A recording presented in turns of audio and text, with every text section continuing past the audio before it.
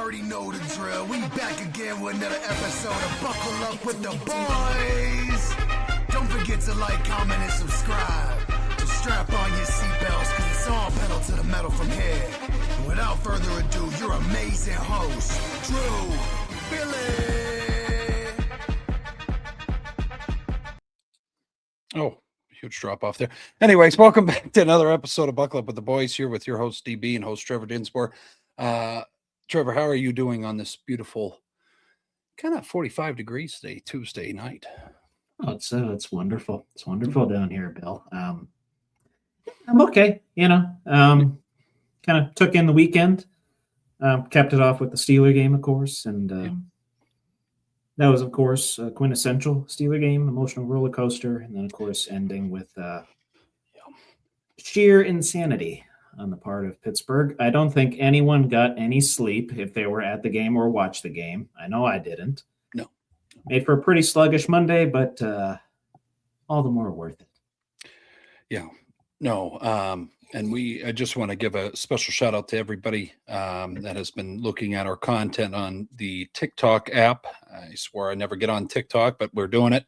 In our YouTube shorts as well. We appreciate all the subscribers, commenters out there. Got in conversation with some of them over social media, so it's kind of cool to see everybody involved with it, Trevor. But a lot of news here. Stick around with Trevor's segments. After I go through the news here, we have what's more likely a new segment. I'm not going to say the name until we get to that point. On a scale of 1 to 10, are they fucked? And later with me with debate time. But no, a lot of news here. Hang on. Before we get into that, Bill, let's small talk about the holiday. How was the holidays? Christmas, New Year's. You do anything fun? You get anything fun? Yeah, busy. I got the mug from the mother-in-law. Very nice. Oh, that's beautiful. So traditional Steeler colors. I like that. I got this hat. No, but really just got to spend time with family. It was nice. Longest vacation I've ever taken from work, so that was kind of cool. 2 weeks, right? You got the full 2. Yeah, it was nice. It was beautiful, my friend. Yeah. No, how about you? Just spent it with family. Spent it with aunts and uncles. Had a Christmas Eve party at my cousin's new house. They have a nice big house with a man cave and a bar down there. So needless to say, I spent most of my time at that bar. But then on Christmas, up at my I can't say her name, up at my aunt's house. On my mom's side of the family. Nice Christmas dinner with some ham and mashed potatoes and all the fixins. And I don't know about you, I got some pretty good gifts. Some people thought of me pretty well. I got some nice weightlifting gloves, which I sorely needed. Got another shaker. Got a lot of nerd shit from my brother. A lot of nerd shit. Marvel, Stranger Things, Star Wars. Just got a Chewbacca poster from my friends down in Columbus, Ohio. Big Star Wars fan, me and him. So yeah, it was a nice, fulfilling holiday. Hell yeah. New Year's was kind of a bust. Weather got bad, but had a heart-to-heart conversation with my father to start the new year. So it was very, hell yeah, very fulfilling, even though I was alone. Yeah. No. Roads were really good in St. Mary's. Yeah. But anyway. No, for those that follow his Snapchat and Instagram. Yeah. They were excellent. They were PennDOT, NY. Ew. Top notch. Right. Top notch. Beautiful people. Yeah, we got to do better. But no, a lot of news here to unpack and stick around with us and also join us in the comments. I already see some comments flowing in here. That's awesome. We'll try to answer those as best we can while we're talking here.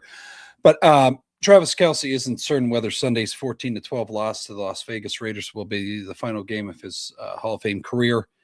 Kansas City Chiefs star tight end said he's unsure how long it might take for him to determine whether he'll play a 14th season or prep to receive his gold jacket in 5 years. I mean, he led the team in receiving yards, Trevor, not how you want the season to go at 6-11 record, but he can still play. And he also tied became the third tight end in NFL history to reach 13,000 receiving yards and also 8th most receptions in NFL history, passing Terrell Owens. I guess, you think he could come back for another year? I would say so. I mean, like you said, team's leading receiver this year, by far had the most receptions, by far had the most yards, and tied with two other players, that being Hollywood Brown and Rashee Rice. Although I guess Rashee missing a good bit of time with the suspension. Hollywood, a couple games here and there, had 5 touchdowns on the year.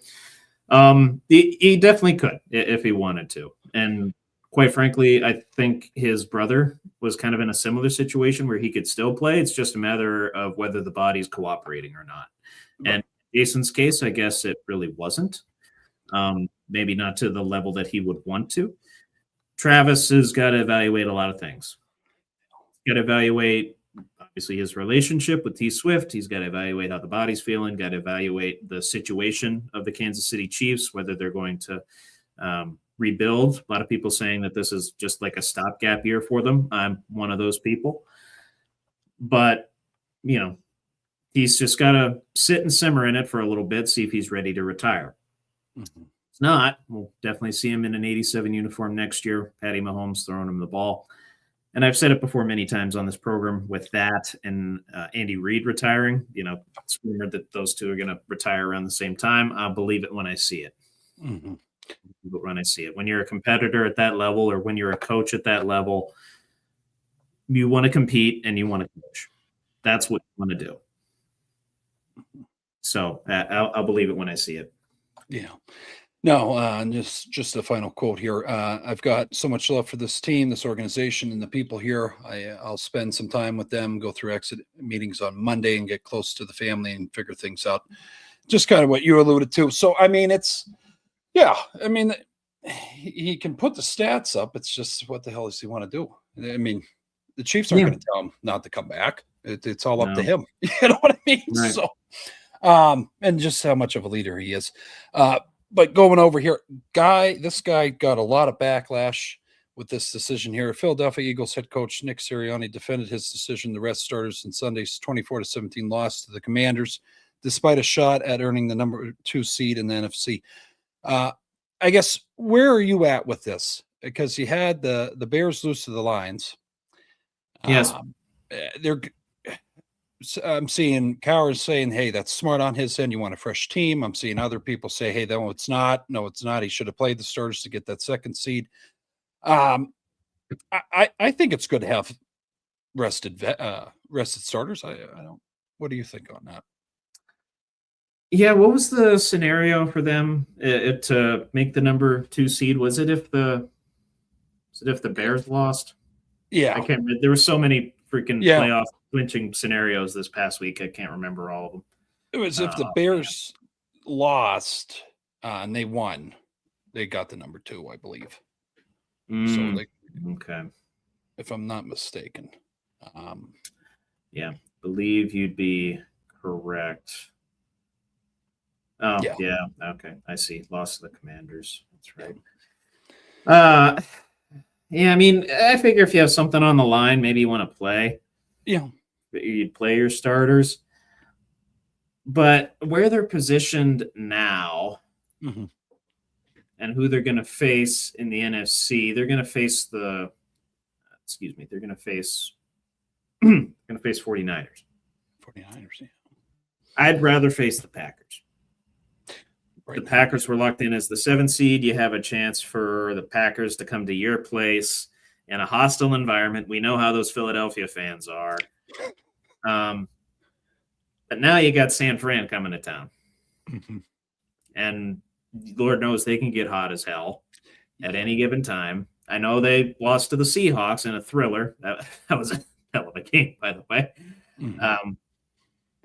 But they can go off at a moment's notice, and they can take care of you just like that. And also, they have a better record than you. They've been much more consistent this year. And I know Super Bowl champions last year, a lot of expectations coming into this year. Still a good record going into the final week at 11-5, and a game ahead of you against the Commanders that they eventually wound up losing. But yeah, that one was bizarre to me. That one was very bizarre. Not the type of coach that I would expect that from either. No. I would expect a hard-nosed type of mentality where, like I said, if you have something to play for, if you can move up the standings at all, which if they won, they would have. Yep. If they won, they would have. And the most bizarre thing about the NFC playoffs right now is you got 2 teams at 11-6 that won their division, right? But you got 3 teams in the NFC West that made the playoffs. 2 of those teams have 12 wins. The other one's the Seattle Seahawks with 14 wins. So, of course, the Rams 49ers have those wild card spots, but they have better records than the Bears and the Eagles. Mm-hmm. So it's kind of an unfamiliar situation. And, of course, you have the freaking Panthers in there, 8-9. I would have thought. But you haven't. I mean, I'll say this: if it was under the old format where you had 2 teams in each conference get a first round bye, they would have been playing as starters. You have something more on the line there. You get home field advantage, which you still do for the first couple rounds at least, getting the 2 seed. So yeah, no, I didn't love that decision. Mm-hmm. I would have left them all in. I understand why. Maybe you want fresh bodies. Maybe you have some guys hurt. And I don't know the Eagles' injury situation, but on the surface, I would say that they probably should have played their starters, taken care of the Commanders, and then gotten that 2 seed so they can face the Packers. But hindsight's 2020 with that, of course. Right, and if they go on a deep playoff run, people will say, "Well, what the fuck? Yeah, the guy won the Super Bowl last year." Yeah. He's that is true. We are talking about a Super Bowl winning coach. Who am I to question him? And who was any media member to question him, right? That's what as a fan and a learner in the game. Yeah. It didn't make sense to me. It didn't. And I was shocked because I saw them losing the Commanders and I go, what the fuck's going on here? And then they didn't have their stars. And so no, a lot of questions. Hopefully that pays off for the Eagles organization there with him making that decision. But going over here, this is a very interesting. Watch this press conference yesterday. Indianapolis Colts principal owner CEO Carly Ursay-Gordon isn't making any sweeping changes with the organization. So Steichen will be back as coach, and general manager Chris Ballard will be back for the 2026 season, barring, and that was reported by Ian Rappaport, but whatever.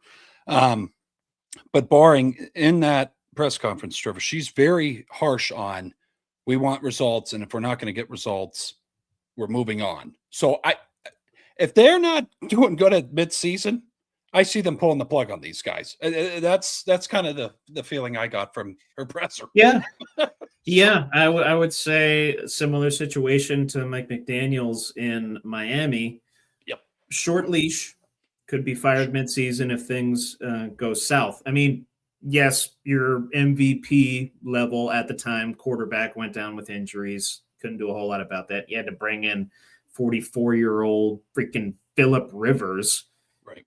Because the NFL doesn't know how to develop quarterbacks elsewhere, or the college game doesn't know how to develop quarterbacks suitable to back up in Indianapolis, apparently. I don't freaking know. Right. But I do admire the patience. I think Steichen is a good man. I think he's a great coach. It's just a matter of, whether he can produce the results or not. He has the team to do it, although JT, let's see how long his prime lasts. But you got Alec Pierce on the come up. I think he's first in the NFL in yards per catch again for the second year in a row.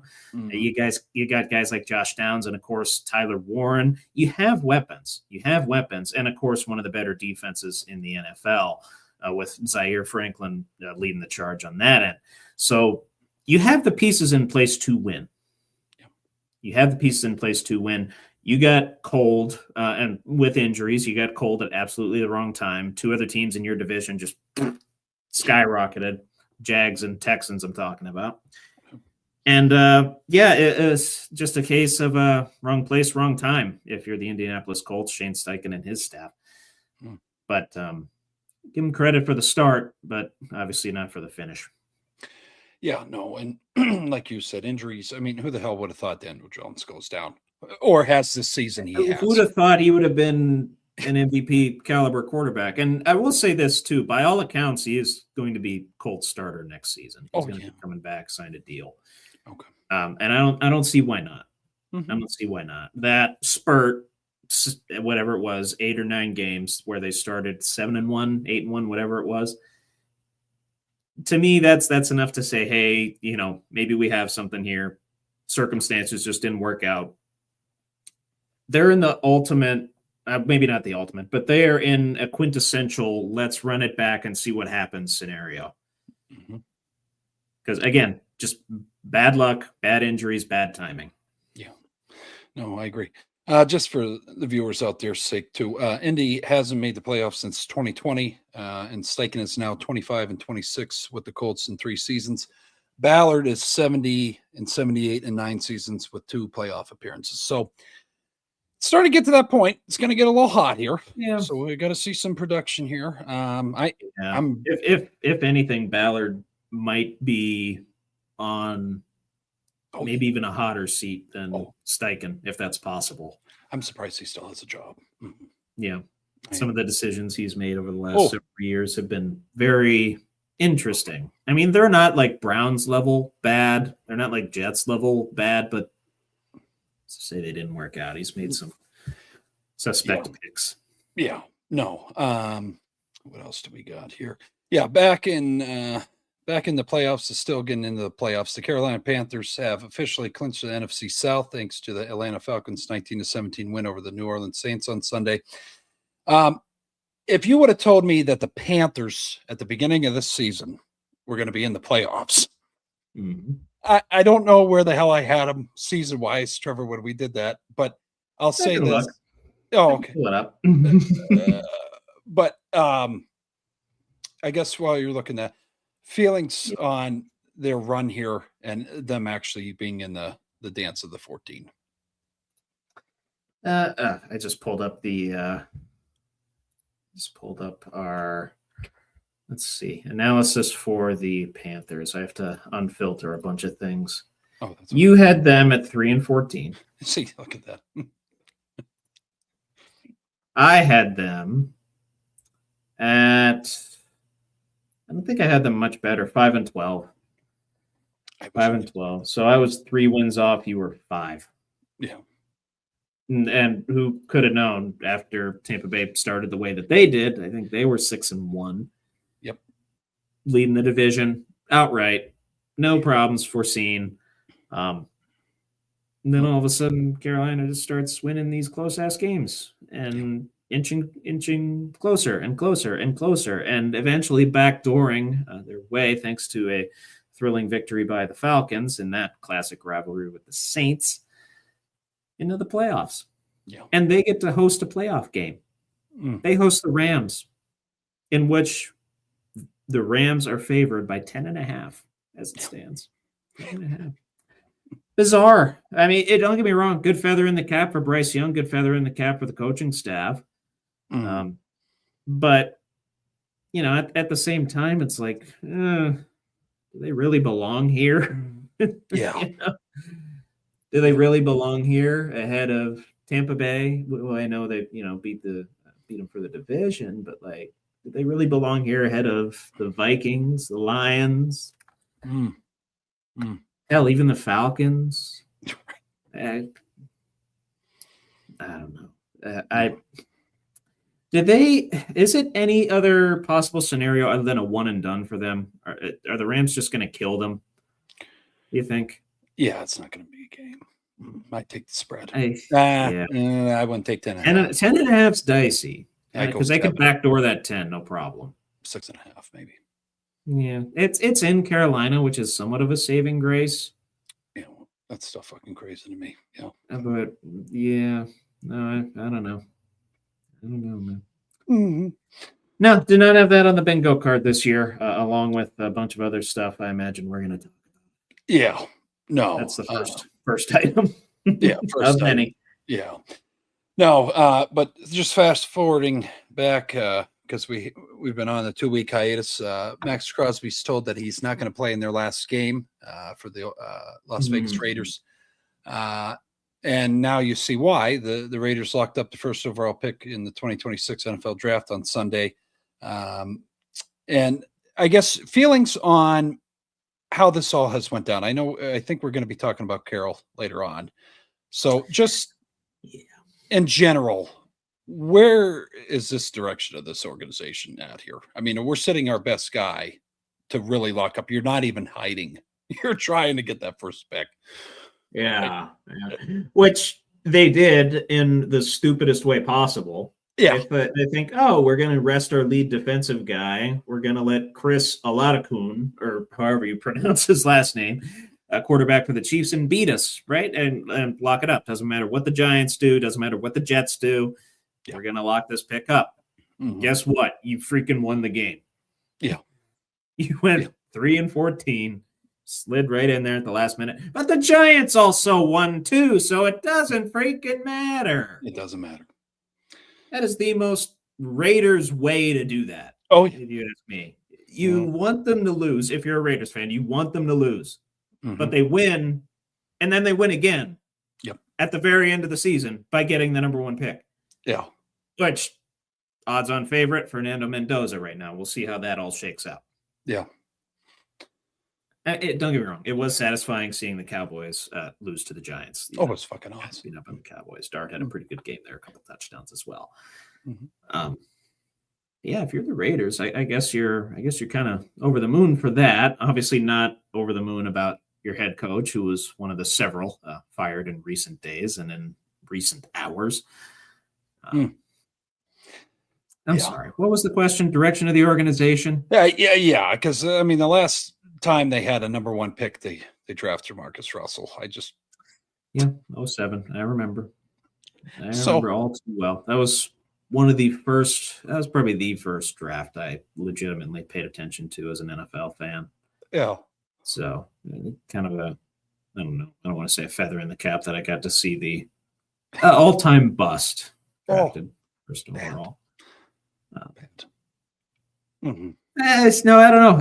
Another organization that makes a lot of questionable decisions. And I know you got Brady and Mark Davis's ear now as minority owner, but Mark Davis is still owner, operator, making decisions for the organization, and he doesn't have a good track record. I can tell you that.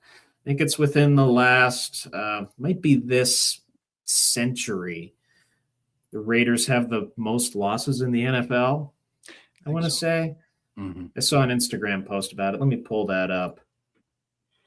Last 30 years, the Raiders have the most losses.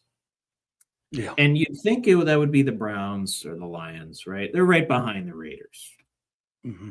The last 30 years. And over the same 30 years, do you know how many head coaches they've had? Last 30. Take a guess. It's in the 20. double digits. I'll give you that. 16. 15. 15. Very close. Very close. You overestimated their ineptitude at the head coaching position. Yeah. I can't name them. No. I mean, I can name the last few. Yeah. But obviously, Gruden had a nice little tenure there. Latest was Pete Carroll and Gruden again. Yep. What's the Patriots OC? Josh McDaniel. Oh, God. Yeah, man. Yeah. So if the last 30 years are any predictor of the future, and if 07's any prediction of how this number 1 pick is going to shake out, feeling pretty shitty if you're a fan of the Pirates of the West. Yeah. And I guess the excitement around the reunification of Carroll and Geno Smith, and it's just a fucking dumpster fire. It's just. Oh, that was the biggest. That was probably the biggest dumpster fire in the NFL this season. I mean, it's so fucking bad. I mean, expectations weren't terribly high for the Raiders. It's not like they were expected to win the division or anything, but they were expected to compete at least, maybe win 7, 8 games, be in some close games, win a few division games. Mm-hmm. But it was just an unmitigated disaster. You fire your offensive coordinator umpteen games into the season. Your offense looks like dog shit. Geno Smith leads the league in interceptions. It's awful. It's awful. One saving grace, I guess, was Genty, but they need line help. They need line help. Bad. In the worst way. And obviously they need to get a future at quarterback because Geno's not it. No. But and obviously now head coach, which there's plenty available. Oh yeah, you gotta know. Available. Take your pick. We'll talk later. I know we're talking later about it. But I have a guy in mind that might take that Raiders position. But anyways, going over to another organization that got rid of their coach, the Cleveland Browns. This is where you might see my blood pressure rise, folks. Myles Garrett onslaught on opposing quarterbacks has led him to one of the NFL's most esteemed records. Garrett sacked. I don't know if you would call it that. Cincinnati Bengals quarterback Joe Burrow just set a new milestone with 23 sacks. When you're watching that, you see how TJ's seasons went. It's just a kick in the nuts a little bit. But feelings on Myles Garrett and how he went about getting this record. Well, I mean, first of all, he deserves it. Oh yeah, he's been a beast all season long. I'm very surprised he didn't get it in neither of his last 2 games. Very surprised he didn't get it against the Steelers because he was close several times. Aaron Rodgers got the ball out like that. You got it very quickly. Myles Garrett's that far away from him. Aaron gets the ball out. Yeah. But no, he's an absolute dog, man. As much as Steeler fans hate him, as much as a large contingent of the NFL community discredits his stats and the validity of those stats and the validity of this record. Blah, blah, and you say, it took more games than TJ, took more games than Strahan. Who cares? Yeah. Who cares? It's an NFL record. It's a feather in the cap. And that was the one reason, honestly, to watch that game, the Bengals-Browns game. I honestly didn't have it on. I was helping a friend move over the weekend, and we had Red Zone on. So it flashed to that from time to time, and obviously during the record. But no, very cool. Very few times in your life as a football fan you get to witness a record being broken, and I'm thankful that I've watched the same record be broken twice by 2 members of the same division. So pretty cool stuff. Yeah. No, and whatever you want to think about, I'm not going to get too hot about it, but I just came around. Yeah, no, I know you're not a big fan of Myles Garrett. I just see it, Burrow. I see Burrow go, and I go, dive. Fuck. You think he took a dive?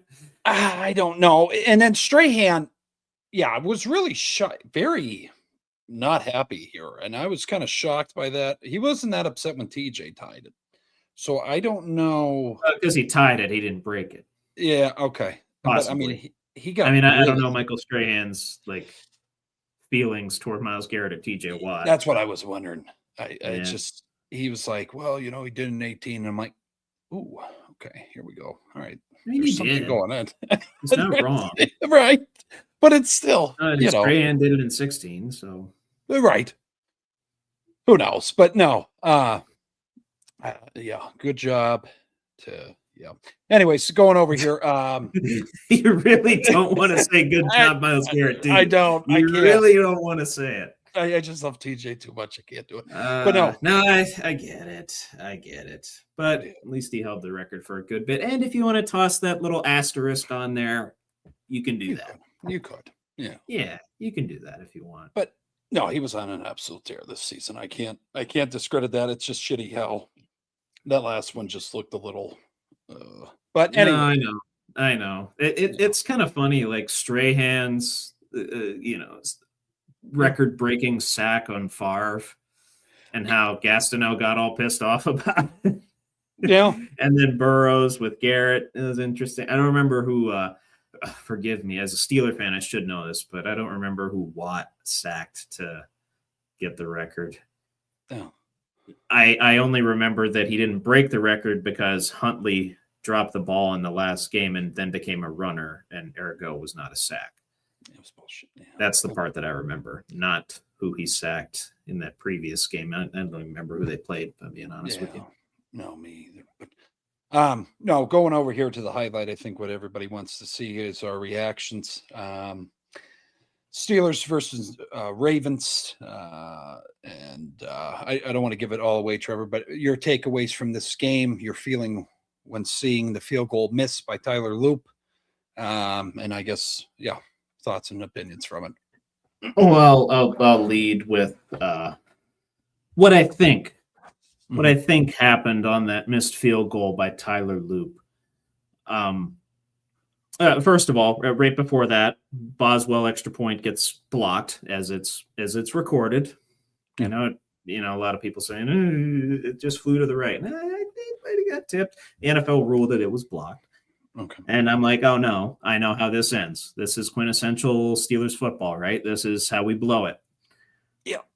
And Lamar's driving down the field. And inexplicably, they don't give the ball to Derrick Henry on the play before. They just go take a knee in the middle of the field.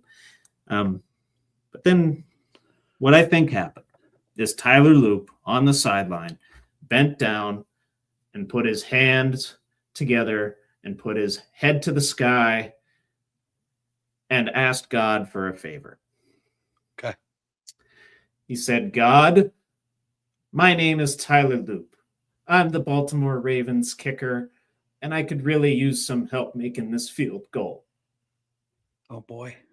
And then God, on his mighty throne, looked down and said, Terry, but my name's Tyler. It doesn't matter what your name is. Oh, shit. Okay. Ooh.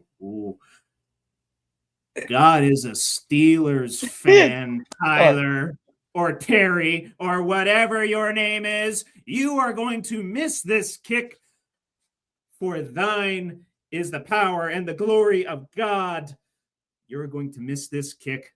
The glory and power of God goes to the Steelers, as does the AFC North, as does a playoff spot.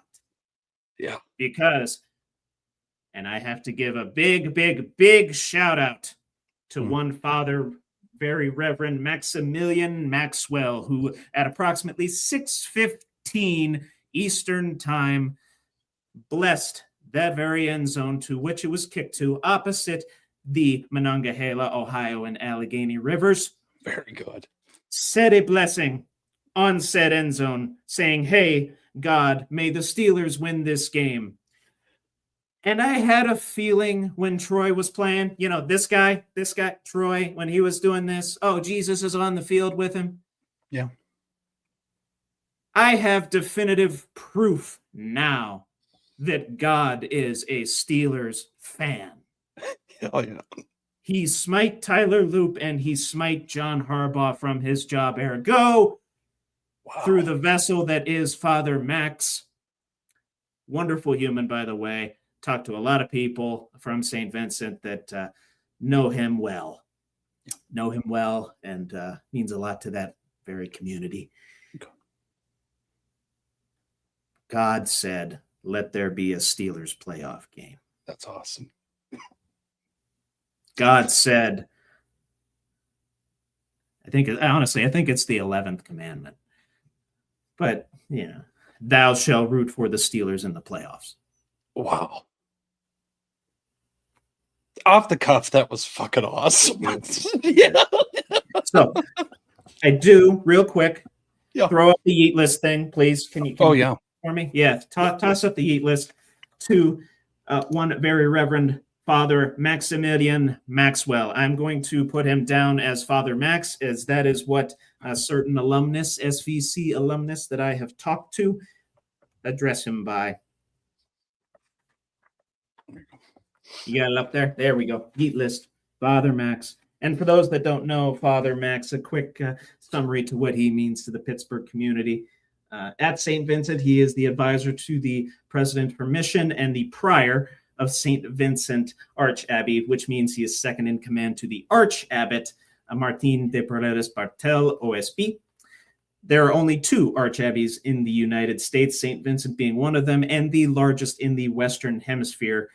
What he does, Father Max, kind of runs the day-to-day operations of the Arch Abbey and serves as obviously serves as a pastor, serves as a priest, officiating weddings, doing all that good stuff, and serving as chaplain to a lot of sports teams. Jake Mercer, who you know very well, was chaplain of his track and field team in Jake's freshman and sophomore years, had very good things to say about Father Max. So very cool. We salute you. God bless you, Father Max. I know you don't want the attention, but you sure as hell deserve it for giving Pittsburgh hope again. Thank you. Thank you, Padre. For giving Pittsburgh a playoff appearance, for giving us a Monday night football game against the Houston Texans next week. And bear in mind, St. Vincent does that before every game. Oh, it was yeah. They go and say a prayer. They bless. Oh, wow. They bless the end zone. They bless the field on which the Steelers play. So it's a wonderful thing. Wonderful thing they do. Not just reserved for night games. That's awesome. But yeah, on this particular night, Father Max came through. God. And through the vessel that was Father Max, God came down. Smite Tyler Loop. Yeah. Do feel for the kid, though. Oh, terrible. Walking off the field with Harbaugh. Mm. Yeah, it wasn't. There was a small part of me in the midst of the frenzy that ensued from the end of that game. Mm. That did feel sorry for the kid. Not for the Ravens as a whole, but for the kid. Yeah. No. And just before I give my thoughts on it, yes, very classy move by Boswell to be the first one to meet him on the field.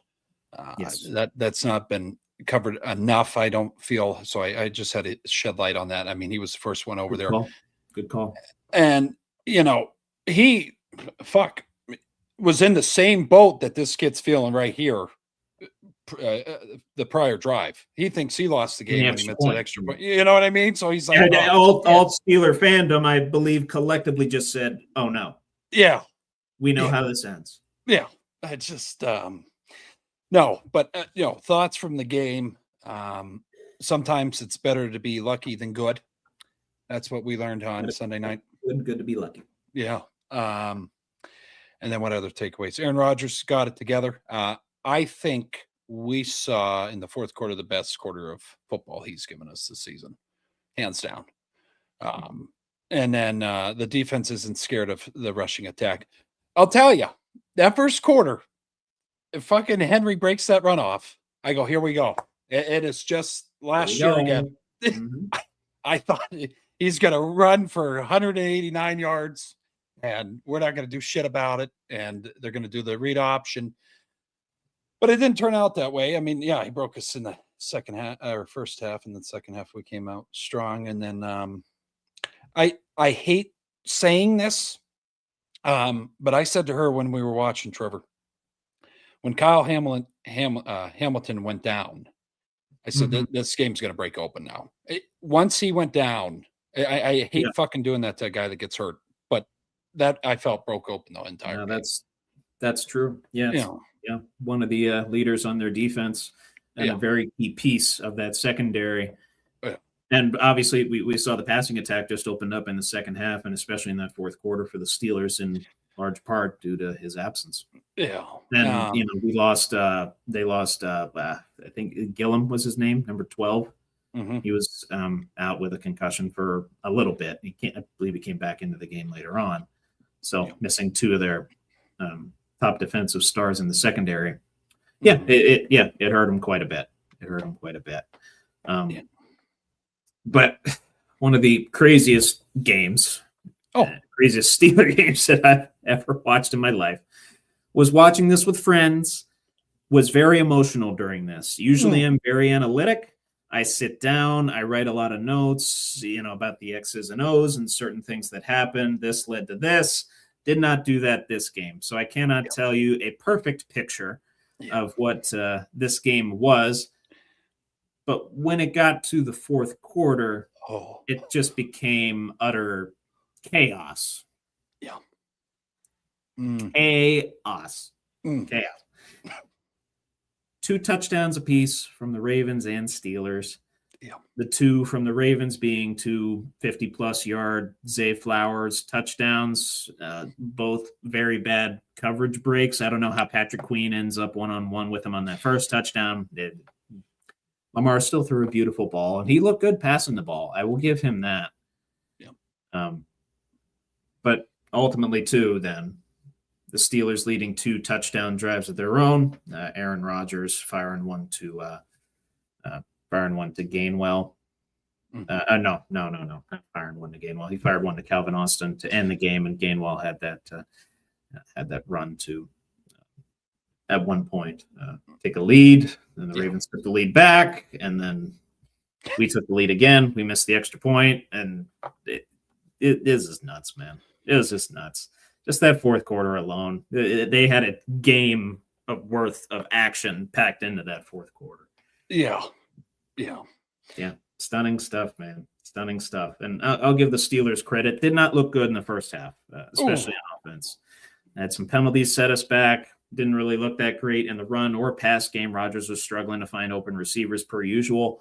And I'm like, okay, they're just going to give Derrick Henry the ball the entire second half. I want to say he had around 110 rushing yards in the first half. I'm like, okay, is he going to have another 100-yard game? And that's what's going to seal this for the Ravens. Yeah. To the Steelers' credit, we bowed up. And the touchdown receptions from Zay Flowers had something to do with that. Took away from Henry's, I guess. And again, a lot of people questioning why Harbaugh wouldn't give Derrick Henry the ball on that final drive at all. They had plenty of time, from what I recall, at least 2 timeouts. They might have had all 3. So, he had time, and Henry was gashing him in the first half. I don't know why he didn't get that many carries in the second half. I think he only got 6 or 7 carries in the second half. So, very bizarre. Very bizarre that happened.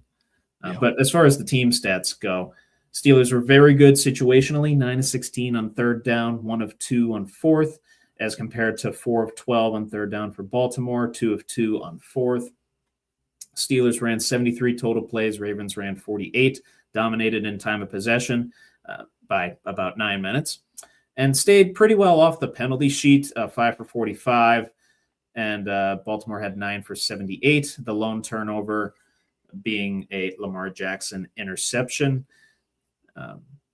Steelers stayed off the turnover board too, played mistake-free football, and that's ultimately what kept them in the game. What's ultimately led them to win the game. And I will say, Aaron Rodgers, sir, if you want to come back next year, to quote Creed, with arms wide open, we will welcome you. I said this, and I was waiting to say this publicly.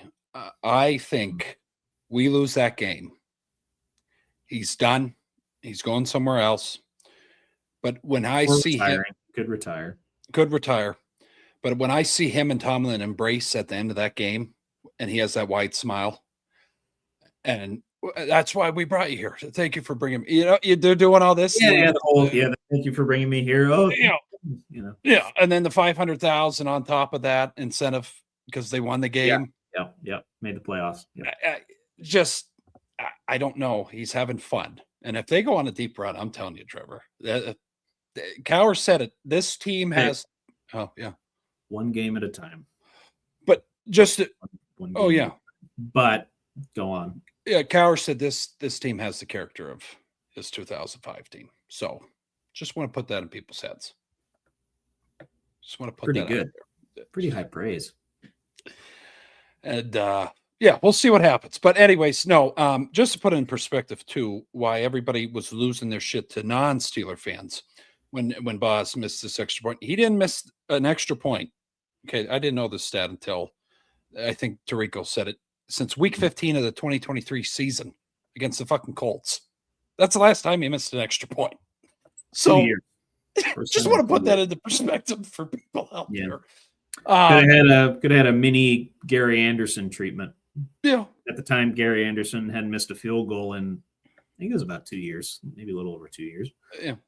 Boswell hadn't missed an extra point since, what'd you say, week 15, 2023? Yeah, against Colts, yeah. insane. That's a fucking stat. And again, just to not to bail Boswell out or anything like that. Yes, his kicks were kind of sailing to the right. That one had a little bit of help if you watch the replay. I think it gets tipped just a little, just enough, obviously, to send it wide right, and then send Steeler fans into a state of damn near depression. Yeah. And I don't know about you, but there's very few times in my life where I go 0 to 100. Like pure despair to just pure elation and joy. That was one of those times when that field goal ended up being missed at the very end by Tyler Loop. I felt, there's just a lot of emotion, like I told you. If you want to see Billy's reaction, he posted it all over social media. It's just, his wife recorded him, and he just goes berserk. It was just fucking awesome. I believe you cried when I believe you cried at your bar or something like that. I snipped that out, but no, on the island there, there are a lot of emotion, a lot of fandom. You and me share, and other fans out there I know, and it's just like, fuck yeah! It was just a good, like, okay, we totally thought we were fucked here, but it worked out. You know what I mean? Yeah. Like, I don't know. We were. What, like 4 yards away from my whole on a scale of 1 to 10 of they fucked segment being about the Steelers. Yeah. Is Tomlin coming back? Is Rodgers guy? Is Rodgers coming back? Can we re-sign Gainwell? What are we going to do with Fryermuth's contract? Did we overpay for DK? Oh yeah.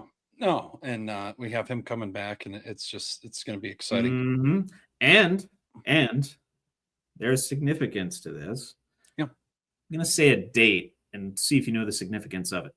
Mm-hmm. October 14th, 1991. You know that date? October 14th, 1991. No. You don't know? No. Let me make sure I got the date right. Okay.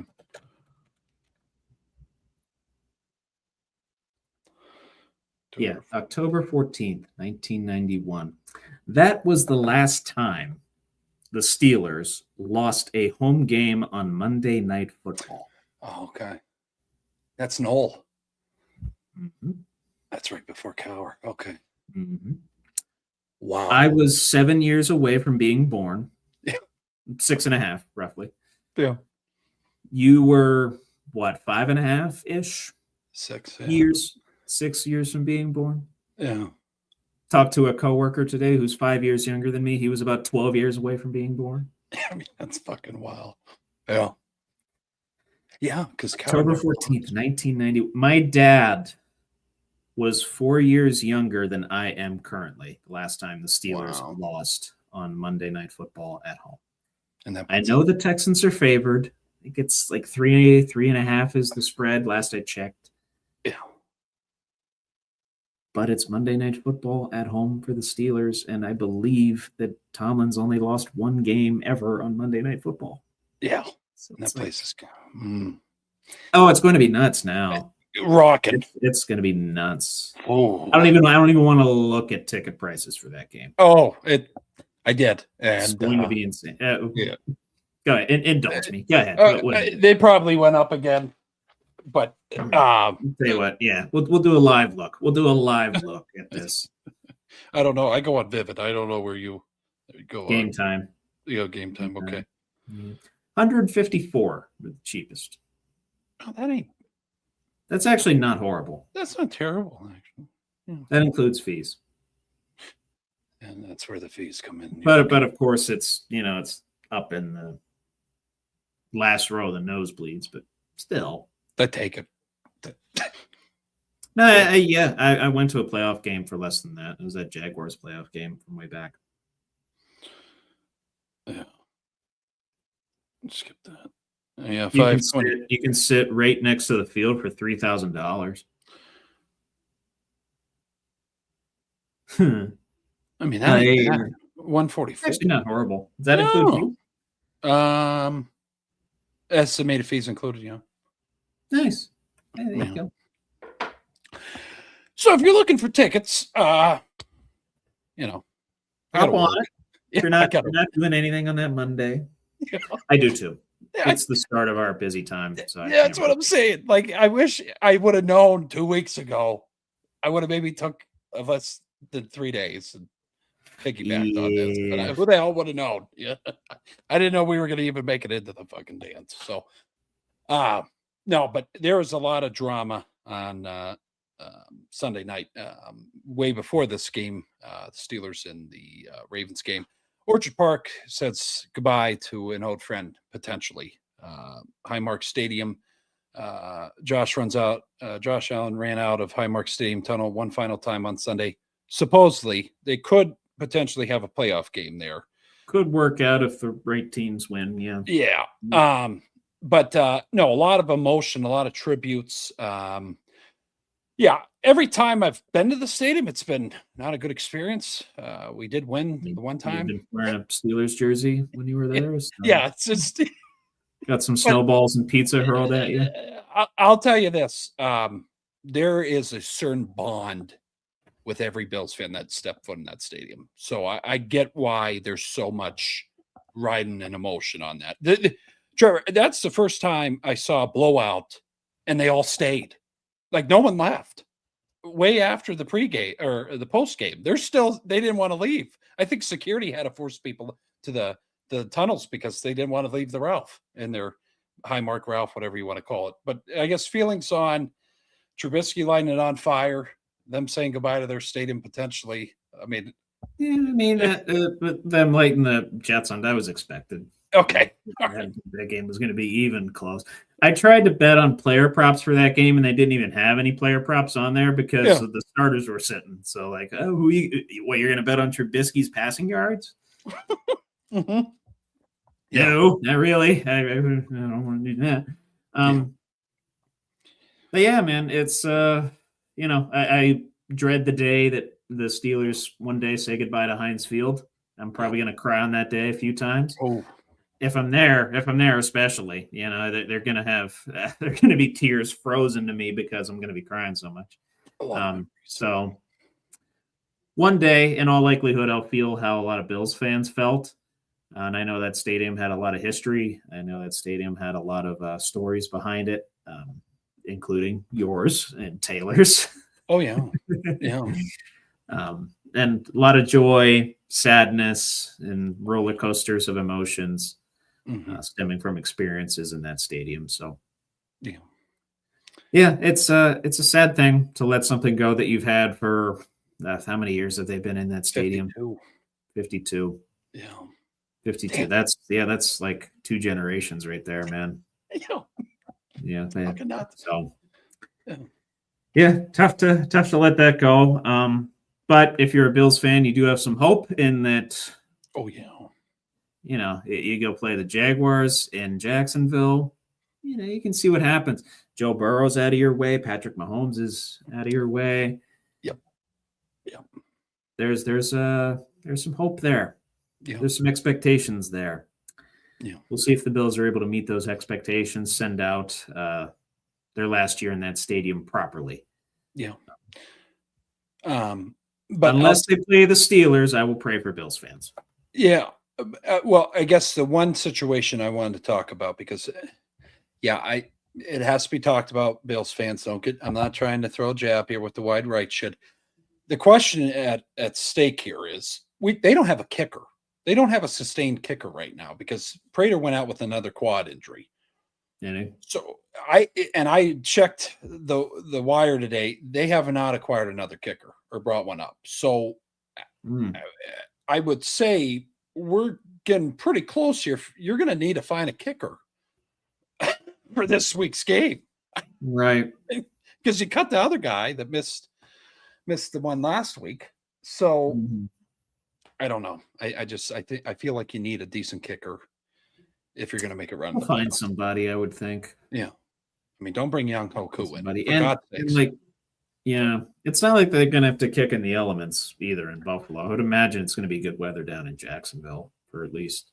Is Prater out for the year officially with the quad? Or I think he came back too early.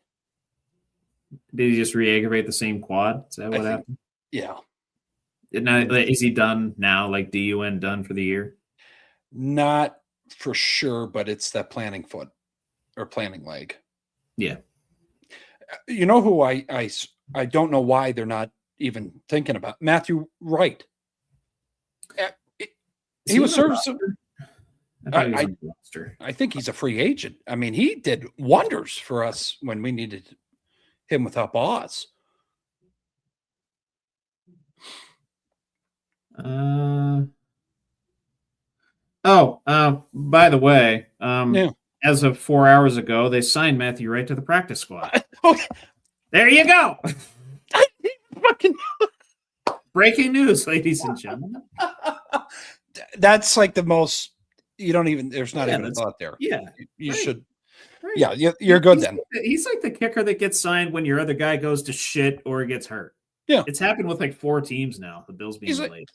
He's like a Ryan Fitzpatrick of kickers. He's Josh Johnson, whoever you want to toss in there, journeyman. Yeah, journeyman. All right, I'm happy. All right, good for him. Good. Yeah, there you go. you got a halfway decent kicker right there. I mean, we'll see. He's got some range. Let's see. He's got some range. Yeah, did pretty well over in London that one time. Yeah. Might land a job. You never know. But I hope he does. He seems like a nice guy. Yeah, and at least he was when he was in Pittsburgh. I don't know. How old is he, Trevor? 27. That's a great question. I think he is mid-20s. No, 29 actually. Lancaster boy. Oh no, shit. Okay. Yeah, born in Lancaster. Right. Or Lancaster, however you pronounce it. Yeah, downtown. But use. Yeah. But yeah, no, stick around here, folks. We're going to go over to Trevor's segments and news. That's all I have for tonight. Awesome. I'm very surprised you left the Bills thing for last. All right, I'll throw that. That was a nice thing. Watch. I'm being a fucking weirdo about this. I can't stand the fans. But their whole documentary on this new stadium, I don't know if you've watched any or viewers out there. It's very. I've seen clips, but yeah, it's very intense and very informing on what the fuck's going on there. And then they had this whole little tribute to the Ralph Stadium video the Bills media page has on YouTube here. So I definitely, if you have 45 minutes, it's definitely worth the watch. It's nice. The whole history. Kelly's on there. Yeah.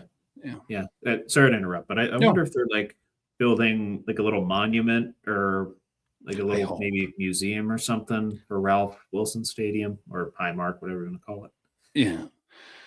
I'd be curious to see that.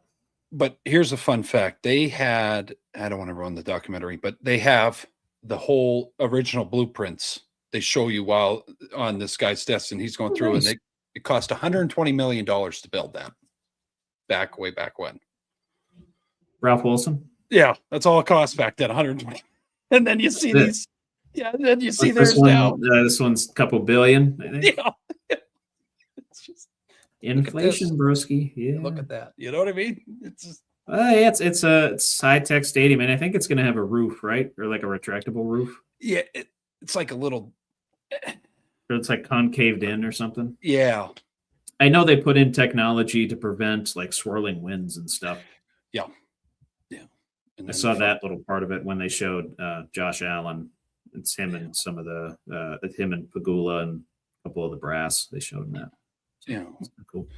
Yeah, but what are we going to? What's more likely? Yeah, we are going to what's more likely right before we hit our news segment, and I'm very much looking forward to testing Billy's knowledge with that one. Stay tuned for that. I think it's going to be thoroughly entertaining for everyone involved, including the fans watching at home, on your couch, on your toilet, however you're watching us, wherever you're watching us. But yeah, what's more likely? Gotcha.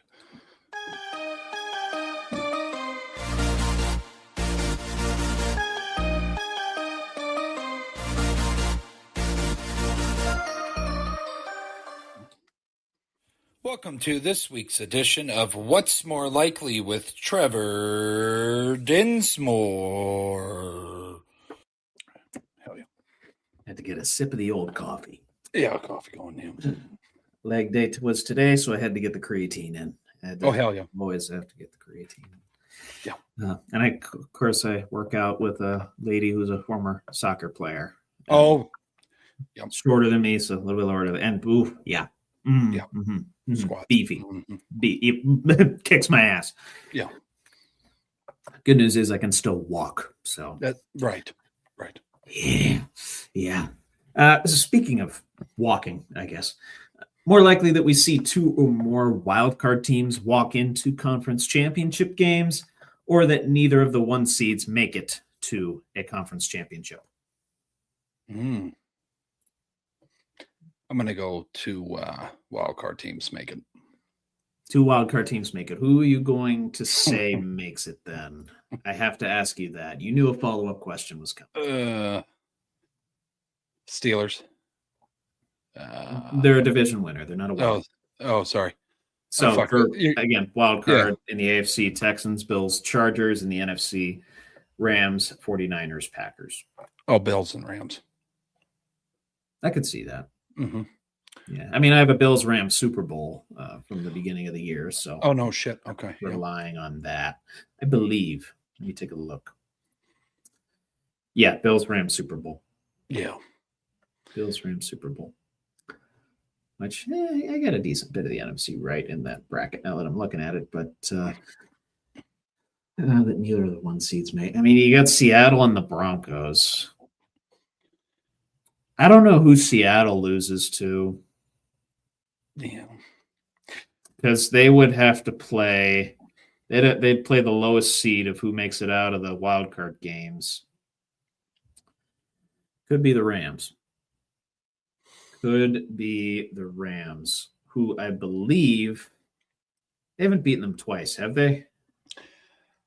I got to look at that here real quick before I have to make an informed decision, ladies and gentlemen. Yeah. I have to make an informed decision. Let me see here. Rams, they beat once. Okay, so they split with the Rams. They also split with the 49ers. Oddly enough. Yeah. Which, I mean, they could end up playing the 49ers too. Right. If certain games shake out the way that they do. Mm-hmm. Yeah. Strong possibility they face a division opponent in the divisional round. I'll give it to the wild card teams, though. I feel like this is a year in particular where anybody can make a run. Mm-hmm. Your dynasty teams out of the way. The Chiefs, the Eagles don't look particularly great. No. So, like your defending Super Bowl participants, you got some new blood in there with the Patriots. The Texans are looking good. The Seahawks are the freaking number 1 seed. Broncos are the freaking number 1 seed. Who the hell saw that coming? Mm-hmm. Very wide open. So, yeah. I'll go with that element of randomness with the 2 wildcard teams. And Bills Rams seems the most logical. Texans defense, they're very good. They could carry them if they're able to get out of Pittsburgh on Monday night. Yeah. Chargers, I don't see doing a whole heck of a lot. Packers, similar thing. They look shaky. 49ers and Rams could both make a run, honestly. Chargers are gonna. Yeah, I mean, it's the Chargers choke. Right, it's a wedding dance that Charger fans do. It's the Chargers choke. It's sad. Indeed, they usually have a good team too. Great players. Oh yeah, Philip Days and now Herbert. Yeah. Mm-hmm. And now, I wonder how it feels to be a Chargers fan. You get 2 bona fide franchise quarterbacks. One of Phillip Rivers way back in 2004, and then Herbert recently. Yeah. And you have nothing to show for it. And you push Drew Brees out. Yeah. Shoulder injury. All-time passing record. That's all right. Yeah. There's pain. There's some fucking pain. When we say pain, whoa. There's some pain right there. Yeah. A lot of pain. Not to get too far into the doldrums of Chargers fandom. Yeah. Likely to see the lowest scoring game over wild card weekend. The Steelers-Texans game or the field? The field meaning rest of the games. I'm going to go Steelers Texans. Yeah. That seems like a fairly easy decision. The next lowest, the over-under for the Steelers on ESPN Bet, 39.5. The next lowest over-under, 44.5 for the 49ers-Eagles game. Oh, see, that's going to be a slugfest too. Yeah, I was going to say Eagles defense could maybe shut down Brock Purdy, but he keeps finding ways to produce. Yep. I don't know. But yeah, to me, that's an easy one. Steelers, Texans. I mean, they play great on Monday night, but they usually play like a 21-17 type of game with the Texans defense being the way it is. I know we get DK back, but they got a great secondary over in Houston led by Stingley. Yeah. So it's going to be tough. It's going to be tough to score a lot of points in that game hopefully on either side. Yeah. I think it's going to be like a throwback Steeler game. Just running the ball, fucking hard hits. Yes. Yeah. It's going to be beautiful, right? Yeah. Well, we thought that Ravens game was maybe going to be. There's some knocks in there. I was like, oh, I know. Ooh. Oh, yeah. The one it's Steelers Ravens, man. It's Steelers Ravens. That one hit Kenny took. I was like, and you heard the clapping of the helmets. I'm like, shit. Okay. All right. There's the first knock at it. We're getting there. Yeah. Getting chippy. They didn't really there wasn't a lot of scrums from what I remember in that game, which is weird for Steelers Ravens. There's usually a good bit of jawing, scrums, referees having to break shit up. Yeah. But we'll see if that's what it turns into on Monday night against the Texans, though. Looking forward to that game. Yep. Hell yeah. Okay, more playoff questions for you. Don't worry, it's not all playoffs with this one. That's all right. This is what's more likely. More likely that both road favorites in the Bills-Jags game and Packers-Bears game win, or that Carolina knocks off the Rams. And for reference, both the Bills and Packers are favored by 1.5 in their respective road matchups. 1.5. Yeah, favored by 1.5. So, that's tight. And somehow the Packers are favored over the Bears. I don't know how. Well, I think, yeah. I mean, yeah, you get Jordan Love back, I guess. Makes some sense. But. The only reason I'm going with the first is you got LaFleur. He has the coaching resume against Ben Johnson. Yes, he was a great OC. Sure. And then it's the same thing with McDermott and Liam. It's just we've been here before. That's where I think it's going to take over. Okay. That's the only reason. Like that. They got the fucking talent. The Bear, Caleb Williams. You tell me Caleb Williams is doing what he's doing this year, or Lawrence? Yeah, that's going to be fun. Wild card weekend, in all likelihood, going to live up to its name this weekend. Oh, it's going to be awesome. Mm-hmm. That might be the most fun game to watch. A lot of storylines coming into that one. Yep. Yeah, and I guess with the Bills Jags too. Yeah, that'll be fun. Mm-hmm. Yeah, I don't see Carolina winning. No, it's not for you brought up a good point with the coaching resumes and playoff experience and all that. I just don't see Carolina winning. So by default, I'm going to pick that first option and go 3 for 3 with you. I'll go as far. Bryce Young doesn't get over 125 yards passing. That's Megan McVay is just going to scheme the fuck out of it, take him completely out, and then Rico, that's going to be. Yeah, I don't know what Carolina's going to do, man. No, that's bad. It's not good. Not good situation. You make it since 2015. You make it, and you're facing a fucking juggernaut in McVay. I mean, shit. Good luck. Yeah, facing a potential MVP in Matthew Stafford. Right. We had 4,700 yards and damn near 40 touchdowns. Or might have had, I forget the exact number, but 40 touchdowns this season. And Puka's firing. I mean, and staying out of extracurricular trouble. last couple of weeks anyway. Not doing the hand gesture, so. Yeah, since the last time we talked, he hasn't gotten into trouble. Good job, Puka. You stayed good for 2 weeks. 2 weeks. Yeah. Stay good for like 4 more, and maybe your team will have a Super Bowl. We'll see. We'll see. All right, last one here. We're going into the college football ranks before I introduce my new segment. More likely that Dante Moore somehow goes ahead of Fernando Mendoza in this year's NFL draft, the 2026 NFL draft, or that Ole Miss somehow pulls out the national championship. For reference, they are playing Miami. They would play the winner of Indiana and Oregon. I'm going to go latter. Ole Miss? Yeah. You want to know odds? It just that Fernando. He's just. Well, they had him on Mac. I think it was yesterday, and he's talking like he's been in the league for fucking 4 years. Professional as all hell, respectful.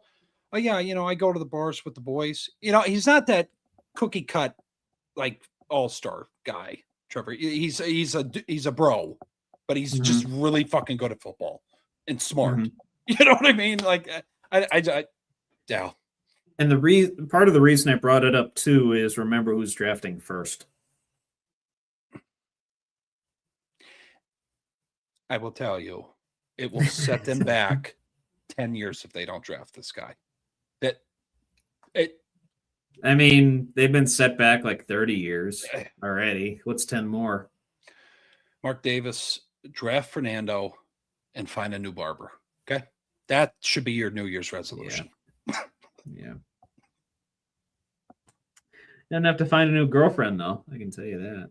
If they miss on this pick, I will fucking belittle this fan base. I will snap.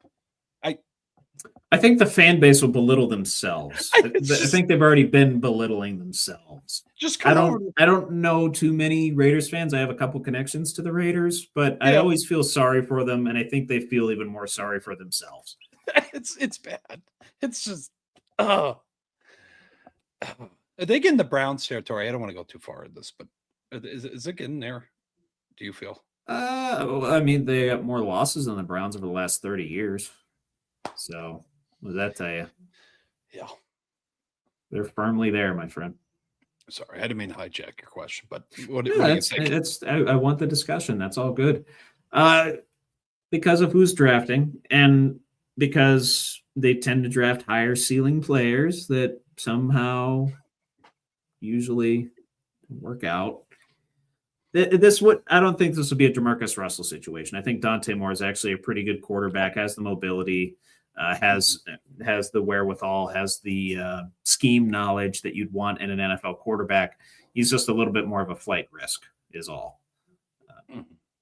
So just because he runs a lot of like one read type of stuff, still throws an excellent ball, still makes good reads. But schematically wise, I don't know where he is at in comparison to Mendoza. We thought this was going to be a pretty good class of quarterbacks this year, and it's really just Mendoza and Dante now. Yeah. So I'll say first disagreement of the night with this segment, and I guess the only one since this is my last question. I'll say Dante Moore balls out against Indiana, and whether Indiana wins or loses, the Raiders are going to look at that and say, hey, that's our guy. Yeah. Which, again, Dante Moore's not a bad pick. It's just you have Mendoza sitting there and you're the number one. Right. Could happen. It's right fucking there. And he kind of reminds me of Brady. Like, he just loves the game. He just loves the – but I'll say this. If that other guy – what's his name, Trevor? I don't know why. Dante Moore. If he just watches tape, he'd give the Raiders better bang for their buck than Russell. I mean, the guy he just didn't do shit. No, I'm not saying it's going to be a bust or no bust. Right. Just opening the playbook would be worth the millions. Yeah. No, he'd be good. He'd be good. And I don't know, to me, yeah, you got the Jets picking second. It's probably going to be quarterbacks 1-2, I would think. Yeah, they're done with Fields. Maybe I don't know. Maybe Dante falls a little bit. I gotta do some more analysis on that. Yeah, Be doing my draft dissertation pretty soon. Once Hell the yeah. Super Bowl's done and the first round is set and everything. Yeah. Be doing that again. Yeah, after that, Cardinals, Titans, Giants, who don't really need a quarterback. Cleveland apparently has a quarterback. I don't know if they do or not. I don't know. We'll see how it shakes out. I'll have to look further into that. Okay. But yeah, that is all I got this week for What's More Likely. We're going to move on to my new segment called Is That? And Billy's going to ad-lib a bit of an intro for us. So stay tuned, folks. Yes.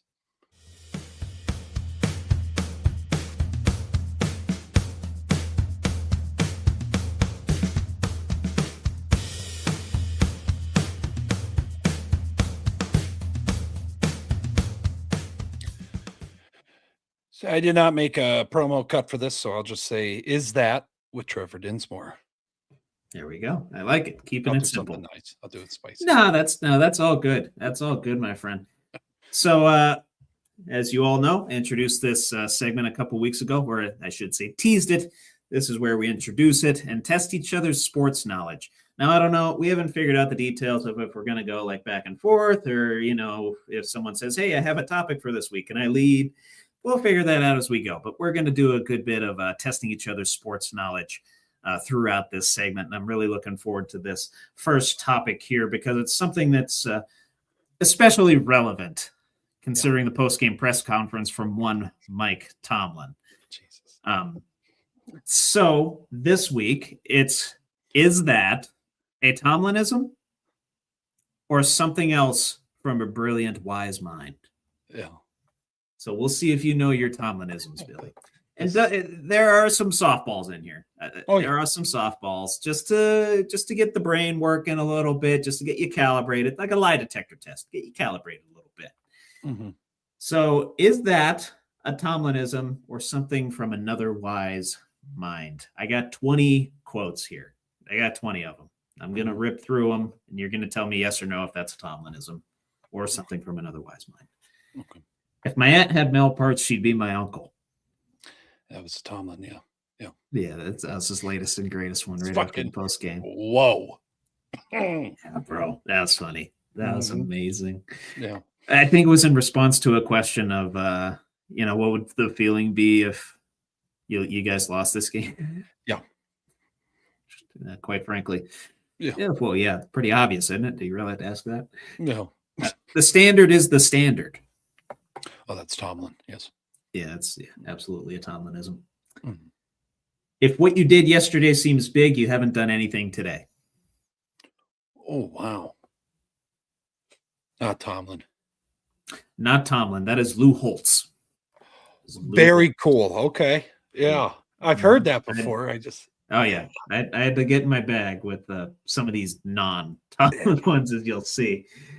The achievements of an organization are the results of the combined effort of each individual. Tomlin. Yes. That is not Tomlin. Oh, wow. Okay. You want to take a guess at who it is? Great Packers coach. That dead giveaway. McCarthy. No. Further back. Way further back. Holmgren? No. Who's the most famous Packers coach of all time? Oh, fucking Lombardi.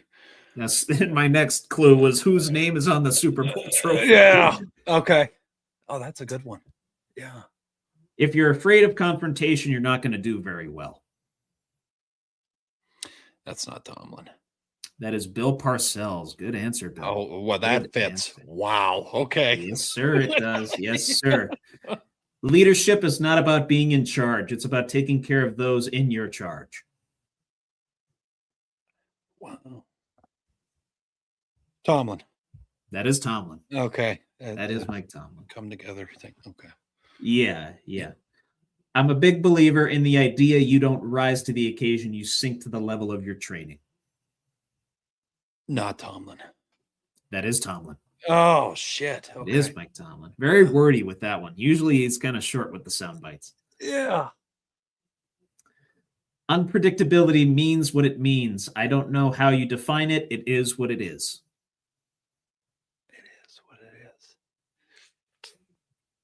Tomlin. That is not Tomlin. Not It's a Tomlin. famous actor from Pittsburgh. Oh, what the long hair right now, right? He has long hair. Not now. No. Oh, is it Keaton? No. It's Michael Keaton. Okay. Michael Okay. Keaton said that. Yeah. I certainly don't eat raw bison liver on a regular basis. I don't think that's Tomlin. I don't. That is not Tomlin. You want to take a wild guess at who that one is? Bison. It's from an Oscar-winning movie. Oh boy, Trevor. It's like 2015-ish. I don't know. It's from The Revenant, Leo DiCaprio. Oh, very nice, Leo. Okay. I want volunteers, not hostages. Oh. Yeah. No. Tomlin. Yeah. Yeah. Tomlin. Okay. That is a Tomlinism. Absolutely. Questionable one right there too. Between drinking wine and stopping grapes. Oh, that's Tomlin through and through. Yeah. Tomlin. Absolutely. Absolutely. A good decision is based on knowledge and not on numbers. Not Tomlin. That is not Tomlin. That is the philosopher Plato. Oh, look at shit. I got to hack this one, bud. Yeah. I drink a lot of coconut water. It balances out all the other toxic stuff I put in my body. Not Tomlin. That's not Tomlin. Yeah. Go ahead, take a guess. I want you to guess this one. I don't. Did a Super Bowl halftime show recently. Pretty good one too. Chris? No. Oh God. Dead giveaway, but she did it while she was pregnant. Oh, Rihanna. Oh, wow. Okay. Wow, interesting. Yeah, there you go. I can't give you all the ingredients to the hot dog. You might not like it. Oh, that's on the cusp, but I don't think it's Tomlin. It is Tomlin. It is absolutely Tomlin. I think it was from last season. Yeah. Or early this season. I can't remember exactly. I can't give you all that. Yeah. Yeah, man. Never say never, but never. One of the best, Tomlin. Yeah. Yeah, absolutely. Guaranteed Tomlin. Figuring out like which ones were softballs here. I expected a couple more to like, oh, it's Tom. I thought you'd get these right off the cuff. I wonder, it scares me, but who the hell am I if I don't even try? Not Tomlin, but God, that seems like an actor quote. Dude. It is. It's not an actor. It's a band. Famous 70s band. But I'll try.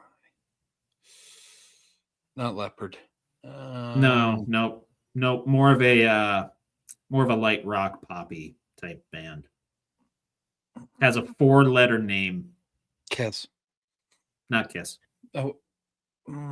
Starts with an A. AC/DC. No. I don't know. I said pop. I know. That is from the song I Wonder in Perrin's departure from ABBA. ABBA. Oh, wow. Okay. ABBA. Take a chance on me. Take a chance. Yeah, ABBA. Oh, wow. Okay. Yeah. You are the dancing queen. Oh, very ABBA. nice. Yeah. Okay. Yeah. Whether fighting or spitting, my discipline is unforgiving. Oh, that's not Tomlin. That is not Tomlin. That is from John Cena's Basic Thugonomics, his old theme song from his Thugonomics days. What a fucking pull. Okay. Yeah. When you have red paint, you paint the barn red. Oh, that's Tomlin. That's Tomlin. Yeah. Don't blink. If you're a blinker, cut your eyelids off. One of the best, Tomlin. Yep. Yeah, okay. The last couple were easy. I should have went with some of the longer ones to confuse you a little bit. Yeah. They messed with the wrong team. They messed with the wrong guys. They messed with the wrong brothers. Not Tomlin, but that's close. That's close. It is someone that was involved in football, somebody that was involved in a scandal recently. A college football scandal. What the hell's his name? Michigan. Yes, which scandal? Sure. What the hell's his name now? That is from Connor Stallions. Oh, what the really?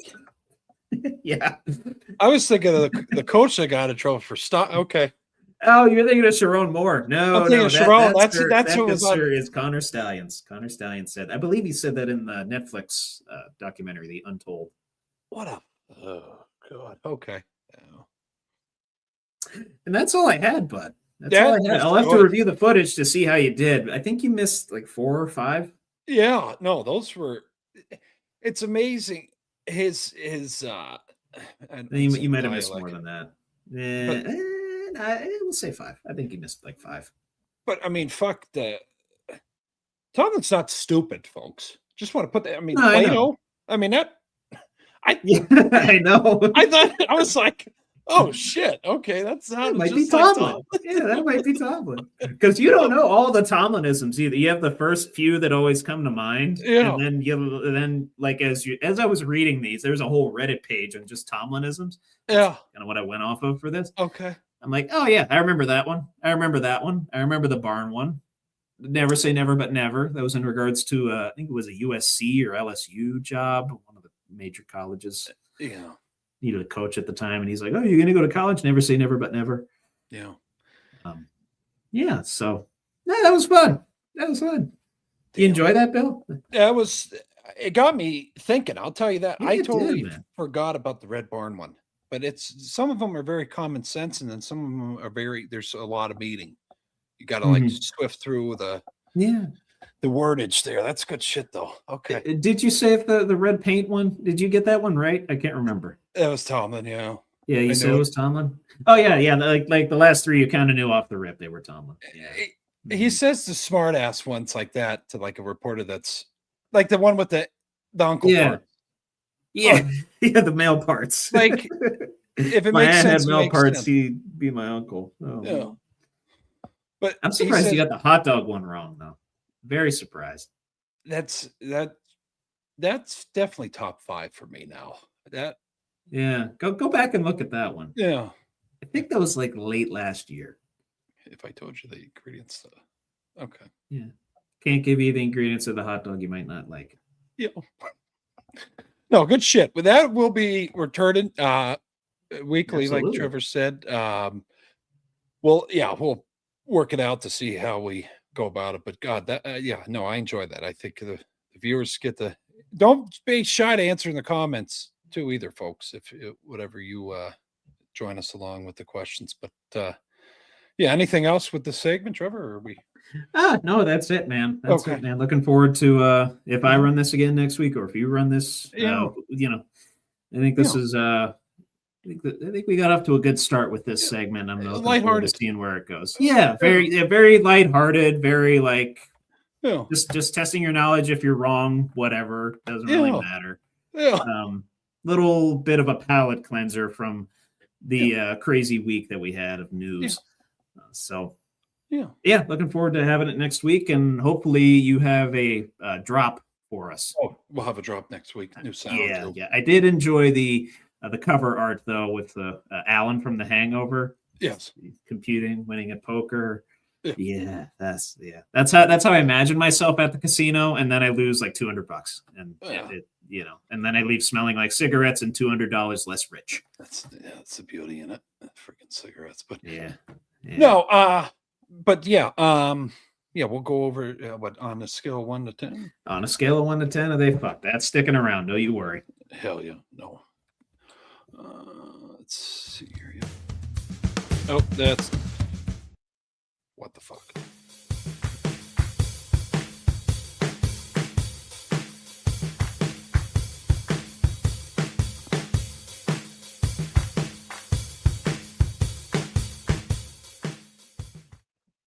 This week's edition of On a Scale of 1 to 10, Are They Fucked? How fucked are they? With Trevor Dinsmore.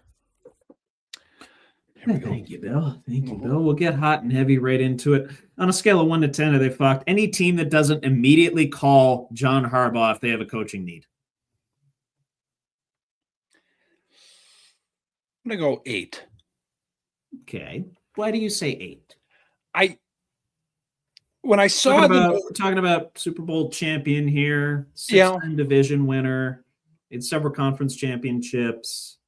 Yeah. Why only the 8?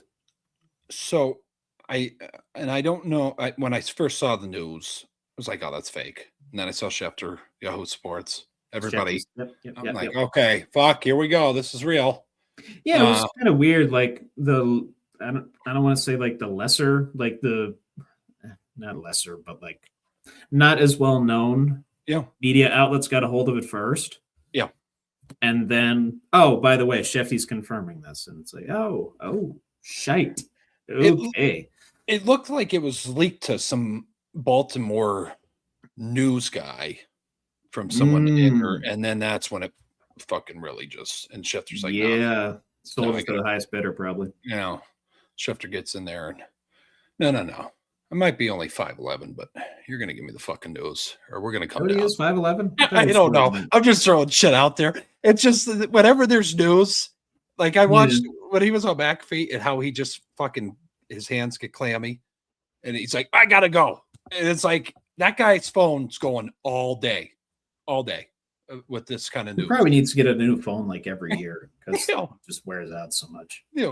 But no, 8. There's a lot of guys. There's coordinators out there that I think are well deserving. Also, no one's talking about this. Mike McCarthy's on the couch. That's true. That is true. I think he deserves a better chance. Yeah. That's why I think an 8. And I think Harbaugh, you're seeing how, and some could say Tomlin, it falls into this cusp. He's not with the new age football. You have Lamar Jackson and Alpha, and you just didn't design. He didn't run it all.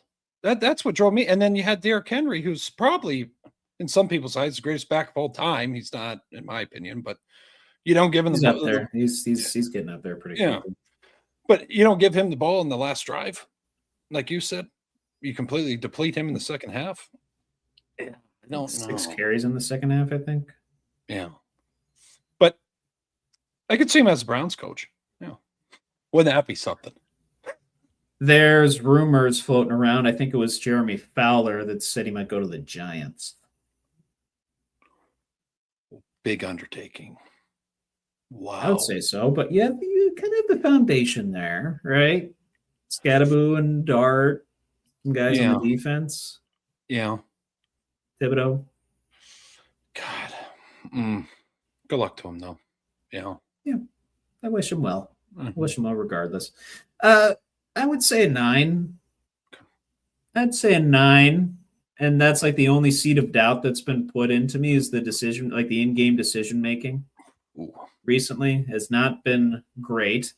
But I'll say 9.5 actually, because probably even more than 95% of me says that a situation for a team that now needs a coach, whether it's the Giants, Raiders, Cardinals, whoever, would be vastly improved with this guy at the helm. Yeah. He's a big on culture. He's a well-balanced coach in terms of balancing offense versus defense, has a good special teams background. He's going to get a job in like a week. But probably not even a week. It might be a couple days here before he gets a job. Raiders. Maybe Raiders. Could be. If he wants to work with Brady and Mark Davis. Could happen. I'm not putting that out of the realm of possibility, but it's a similar thing to Tomlin. Like, if Tomlin gets fired or if he parts ways with the Steelers, he's going to have a job in like 2 days. Same thing with Harbaugh. Yeah. Super Bowl winning coach, continually at the top of the division, continually making the playoffs. There are fan bases that would kill to have that. Oh, yeah. Mm-hmm. And a lot of those fan bases right now need coaches. Yeah. Interesting. It's going to be something we're going to be covering. I will tell you that. I don't know where Harbaugh's going to go. Honestly, we might not even get the chance to. We might get news tomorrow that he got hired by the Cardinals or the Giants or somebody. I'm still so shocked to shit. I mean, the news is still same. Yeah, very fresh. I mean, I saw that. I'm like, fuck, we got to do a show here. I got to. I got texted that as I was sitting down eating dinner and watching a movie. Oh, holy shit. Like, Yeah. I thought it might. And people joke that it was like, oh, it's the loser gets fired between the Ravens and Steelers. I'm like, I wouldn't be so sure. And then less than 24 hours later, or excuse me, less than 48 hours later. If you go back, actually, this is good. If you go back, the viewers and yourself, I don't know if you watched this press conference after that game. Very fucking deflated. Just did not seem like he wanted State to be funeral. there. Yeah. So I don't know if he already had the inkling, hey, or maybe it was his word, hey, I'm fucking done with this shit. I just got my heart ripped out. I don't know how it went down because they put part ways, and that drives me fucking nuts because we'll never get the truth. Did he make the decision or did the Ravens fire him? You know what I mean? So it's right. I don't know. I don't want to stay on it too long, but it blew away the news today. Blew away. Mm-hmm. No, definitely. Definitely. Yeah. I know we kind of touched on this pretty well in depth earlier. We'll assign an official number to this on a scale of 1 to 10. Is it fucked? Mark Davis's consistent mismanagement of the Las Vegas Raiders. I'll say considering obviously the state of the organization now. And yeah. 10 all the way. I mean, some people didn't like how his dad did things, but I felt like Al knew football. Mm-hmm. Maybe want to glamorize and focus on the not so flashy parts of the game, but I just don't know if Mark knows what the fuck he's doing. I don't. That's why we have Brady in there. Like Brady's, and then Mark, I guess, gives the final say. I don't know how that relationship works out, Trevor. Mark's majority owner, so I know, but it's just someone needs to override that guy. Should he just like give Brady the reins? Like, should he just? Not that he would do that. I don't think his ego would let him. But well, here's the beauty in it. Would the Raiders be better off? I guess is the question. With just Brady running things. Just have it behind closed doors. It's Brady, but you could still be the face. True. I guess that's his pride. He has to try to swallow. I guess I don't know. I'm going to tell you, if I'm in Mark Davis' shoes and I got fucking Tom Brady in there, I'm going to just say, hey, I'm going to act like owner, but behind closed doors, you tell me what the fuck to do. Right. Yeah. Like right. Again, that's another. Actually, we could go on that for an hour. We could say, well, what the fuck are you doing? If he's giving you the news, just listen to him. Oh yeah. That Jeff, Billy, that sounds like a Tomlinism right there. If I ever heard it. Watching the Raiders manage their team is like watching people build a plane as they fly. I'm surprised Tomlin hasn't said that yet. I wouldn't be surprised if he says that in the near future. But it's bad. Really bad. And I got a lot of Raiders fans around me, and I'm just like, oh, really? Fucking had you guys. I got a few. I don't have a ton, but I have a few. Well, Cole, I'm like, I keep forgetting Cole's it. Yeah. I'm like, I had you guys at 9-8. He's like, it's a mockery, dude. I'm like, God, and then I look at my own fandom, and I'm like, look at me over here pissing my pants, and we have a chance to make the playoffs here. You know what I mean? Like, fire Tomlin. We're spoiled. Well, it's easy to see why a lot of fan bases hate the Steelers fan base. Oh yeah, I understand. Yeah. After that conversation, I get it now. I'm like, I'm spoiled. I get it. I apologize. Sorry, Cole. Like, fuck. Yeah. Very happily. I don't know how he deals with it. Yeah. Probably because he doesn't take football nearly as serious as we do. Yeah. I mean, he's got daughters to worry about, so. Right. Yeah. That's enough stress in and of itself. Yeah. But 10 all the way for me as well. To get my official answer. But one last NFL topic here, and then we'll talk about possibly the greatest turnaround in college football history. Oh, hell yeah. In a lot of people's minds. But on a scale of 1 to 10, is it fucked? The temperature on Sean McDermott's hot seat if the Bills don't make any noise in the playoffs. And I did misquote a little bit earlier. I think it was Shefty that said Harbaugh might go to the Giants. It was Jeremy Fowler here that reported potentially some angst in the front office for the Bills and in the owner's box if McDermott is unable to deliver without Burrow in the way, without Mahomes in the way. And I know McDermott's a fantastic coach. How many straight division titles?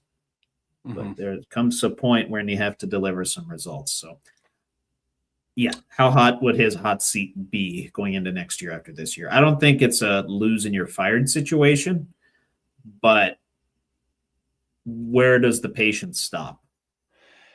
Yeah. Well, after Levy, you might have to Google this, Trevor, but I think they had 8 coaches in between him and McDermott. And a fucking mess. But I just the numbers, that matters here. That this 7. 7, okay. 7. So in about 20 years. And there's some really bad records in there. Rex Ryan's in there, and in order: Wade Phillips, Greg Williams, Mike Mularkey, excuse me, Dick Jaron. I don't even know who that was. Tony Dungy took over as the interim after Jaron's tenure. Chan Gailey, Doug Marrone, and Rex Ryan. Yeah, and McDermott hired in 2017. I'm just seeing. I think you got to look at it from a perspective. I think Joe Brady could get head coach interviews. Just want to throw that out there. So if that happens, I think the way Pagula is running this ownership here, he is no fucking bullshit. And Bean won't get fired. It won't be a GM and coach getting walked out together. Bean is Pagula is in Pagula's pocket. He doesn't have to worry about his job. But you got that fucking $3 billion stadium. They want a fucking Super Bowl. Excess of 3. Yeah. You got to win. And I don't know if it comes this season, but I'm going to tell you, definitely next year.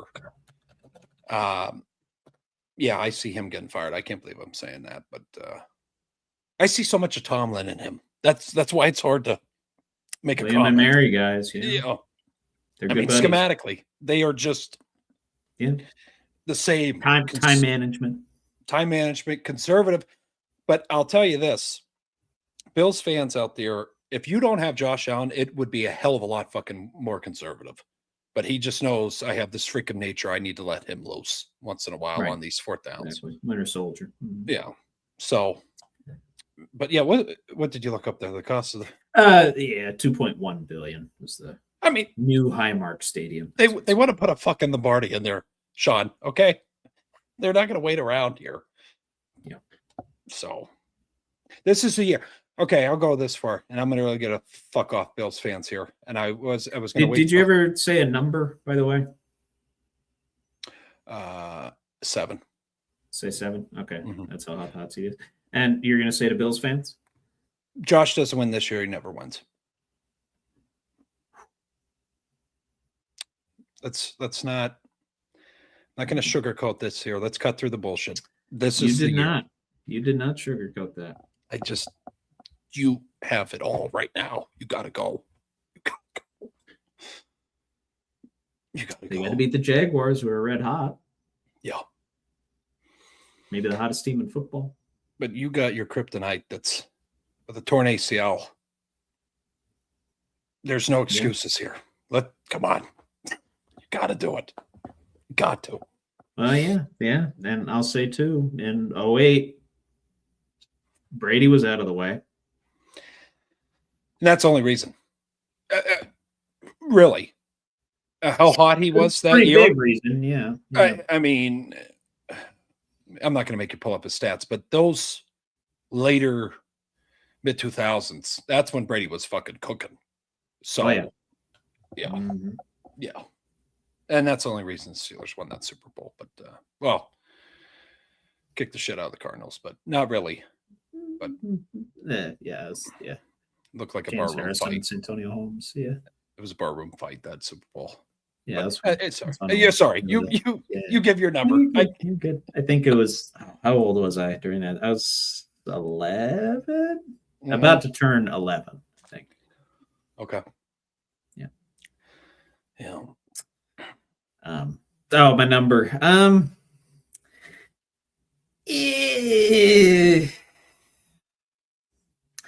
do like a 6. It's so loaded. Six. It's hard. Yeah. You know, I'll go down to a 5. I'll go down to a 5. Okay. They are running into a juggernaut in the Jaguars. You have the kicker situation. That's like really the only thing holding it back. Any major injuries of note? None that I can think of off the top of my head. Obviously, you know, the Keon Coleman situation you've been dealing with all year. Probably need to get a true number 1 receiver in this upcoming draft or in free agency, depending on who's available. Yep. Yeah, I'll say a 5. I don't want to equate his, like, McDermott's job security to Tomlin's, because obviously Tomlin's is like way more secure. Yeah. But I don't know. I think next year is when you really see the patience tested, because Mahomes will be out the whole year. I don't know what the hell Burrow and company are going to do. We don't know what the rest of that AFC South is going to look like. I highly doubt it replicates itself from this year. Yeah. You're running. Yeah. Go ahead. You're running out of time. Josh is looking at 30. Yeah. Just want to throw that out there for folks. And take advantage of his dual threat ability while he still has it too. Yeah.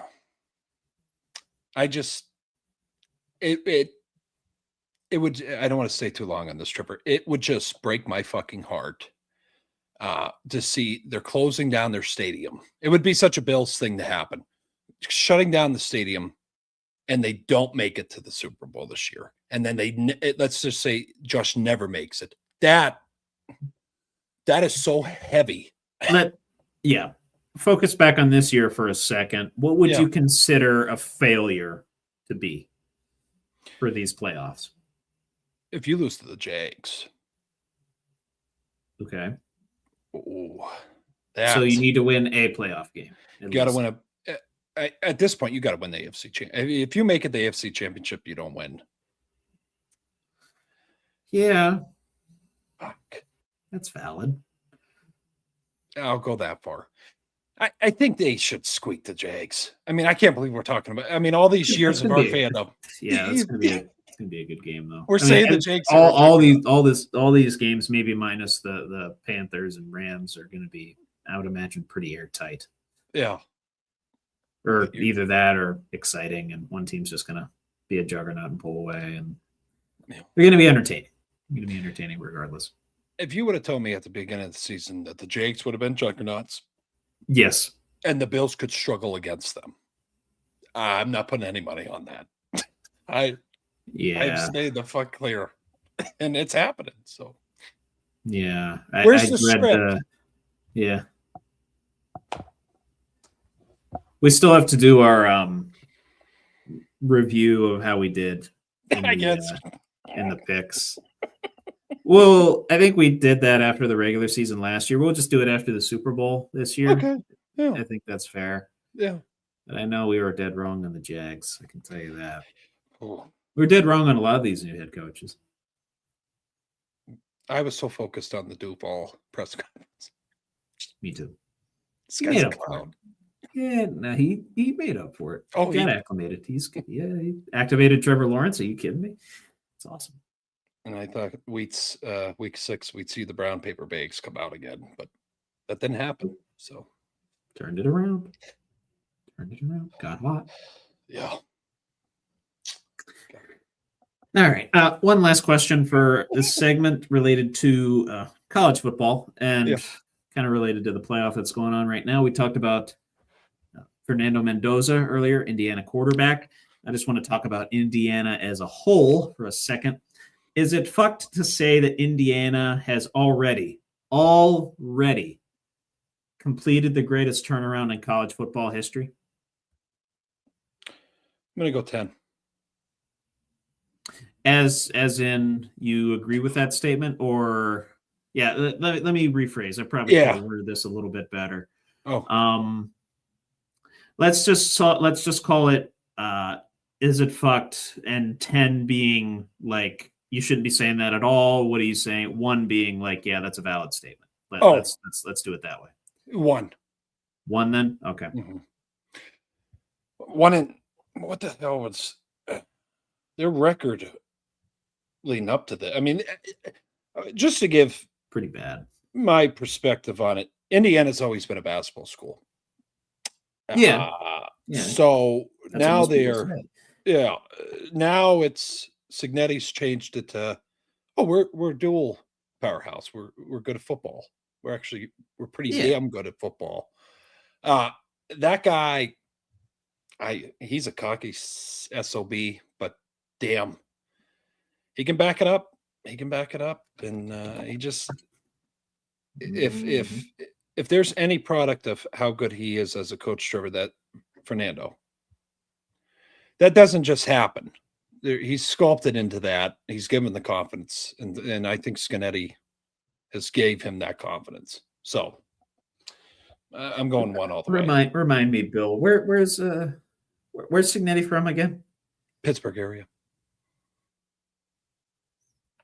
Yeah. The answer. Pittsburgh, PA. Yeah. Yeah, he's the answer. Yeah. He's the answer.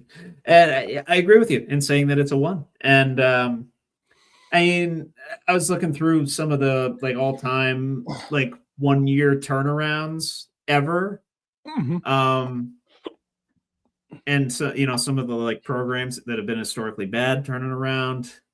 1951 Georgia Tech being one of the more notable, went from 5-6 to a national championship in 1952.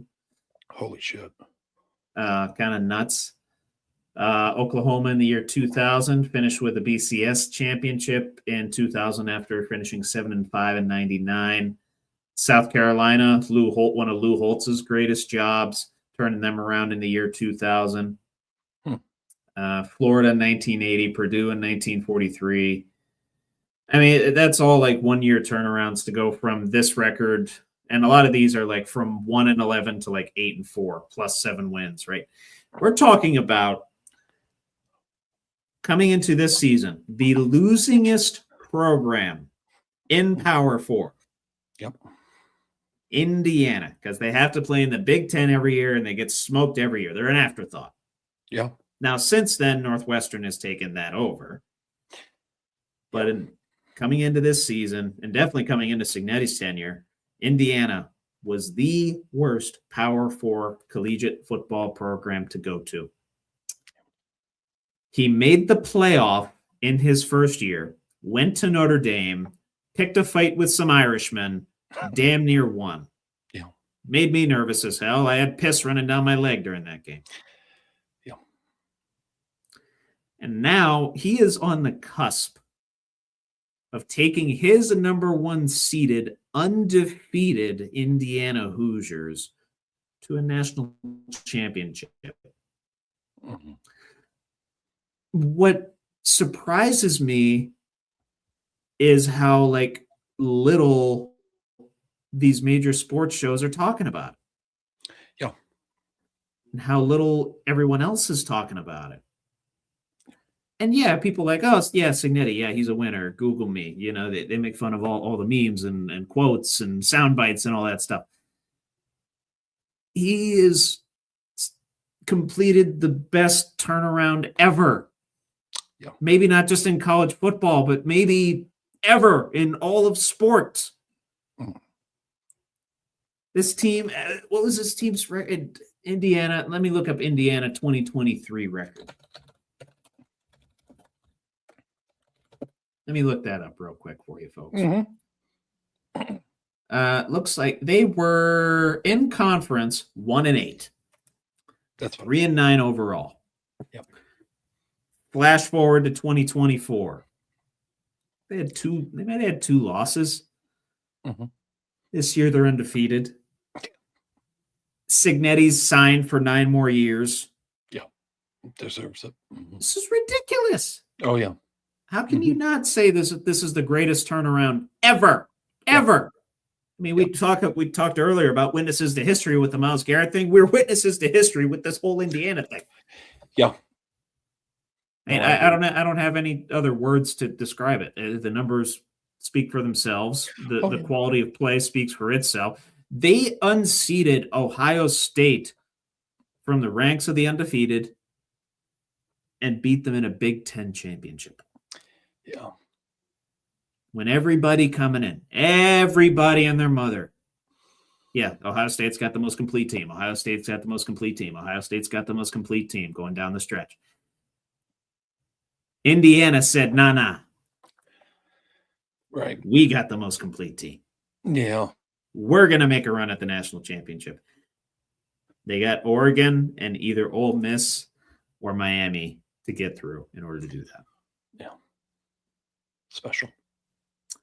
Very special. Football's pretty good in the state of Indiana, isn't it? Oh, yeah. Collegiate level. Yeah. Pretty good. Pretty good. And I'll be honest, I didn't like Signetti that much at first. There was a decent portion of me that did because he's a Yinzer. Mm-hmm. I love the guy now. Mm-hmm. I do. Yeah. Because he talks a lot of shit. A lot of shit. But he backs it the fuck up with results. He does. Undefeated results to this point. Yeah. Mm-hmm. Outside of Marcus Freeman, DB might be my favorite coach in college football right now. Yeah. And of course, Matt Campbell. Penn Stater. Hopefully he's able to turn around that program. But yeah, outside of those two, Signetti, it's one of my favorites right now. No, juggernaut. Yeah, nutty what they've been able to do. And in an era that it's bad to sportsmanship to talk shit, and he just punches you in the mouth on the mic, and then he punches your mouth on the field. Like, it's just his scheme. It's just fuck.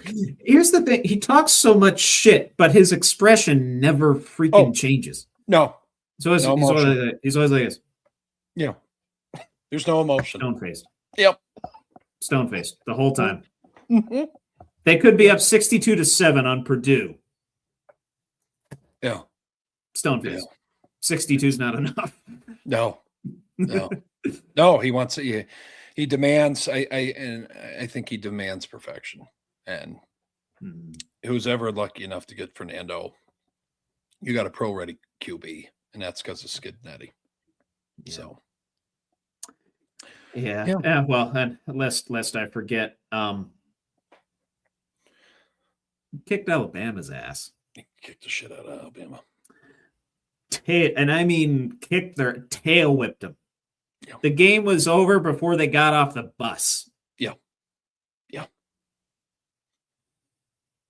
That was probably one of the most lopsided Rose Bowls in recent memory, and definitely the most lopsided one I've ever seen. I just remember watching that game, and I'm thinking, when is Alabama going to do something? When is Alabama going to do something? It's like that meme of, the guy with the stick, come on, do something. I was thinking that with Alabama. Yeah. And I'm like, this is the Tide. This is like, and I know it's not Nick Saban Alabama, but it's still the Alabama Crimson Tide, and they're getting destroyed. Fucked up. By recently the losingest team in Power 4. Yeah, right. History. Mm-hmm. Ridiculous. Yeah. No, good shit. Yeah, I know I'm repeating myself a lot, but I just can't get over that. Oh, yeah.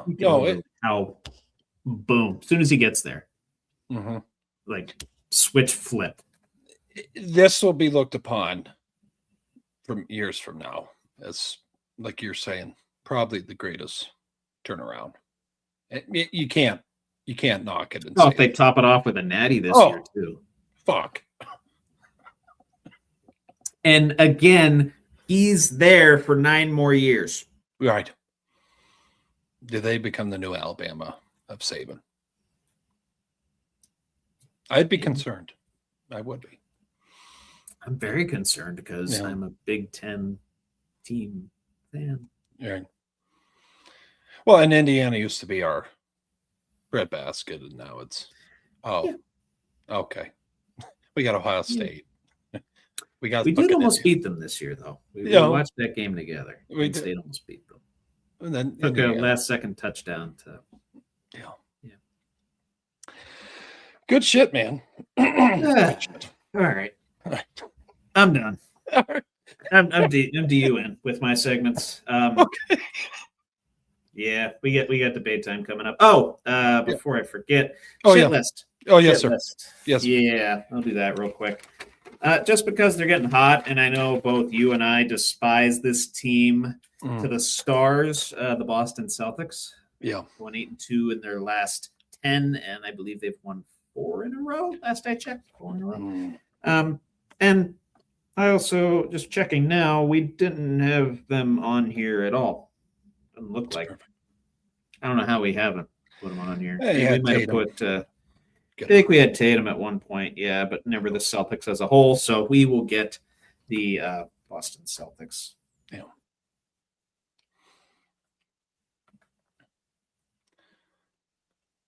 Right here on our shit list. Perfect. Right at the bottom there. Yes. Yeah. Okay. Yeah. Good shit. Debate time on deck. Hell yeah. No, if I ever see the color Boston green, I just cringe. Here we go. Yeah. Same.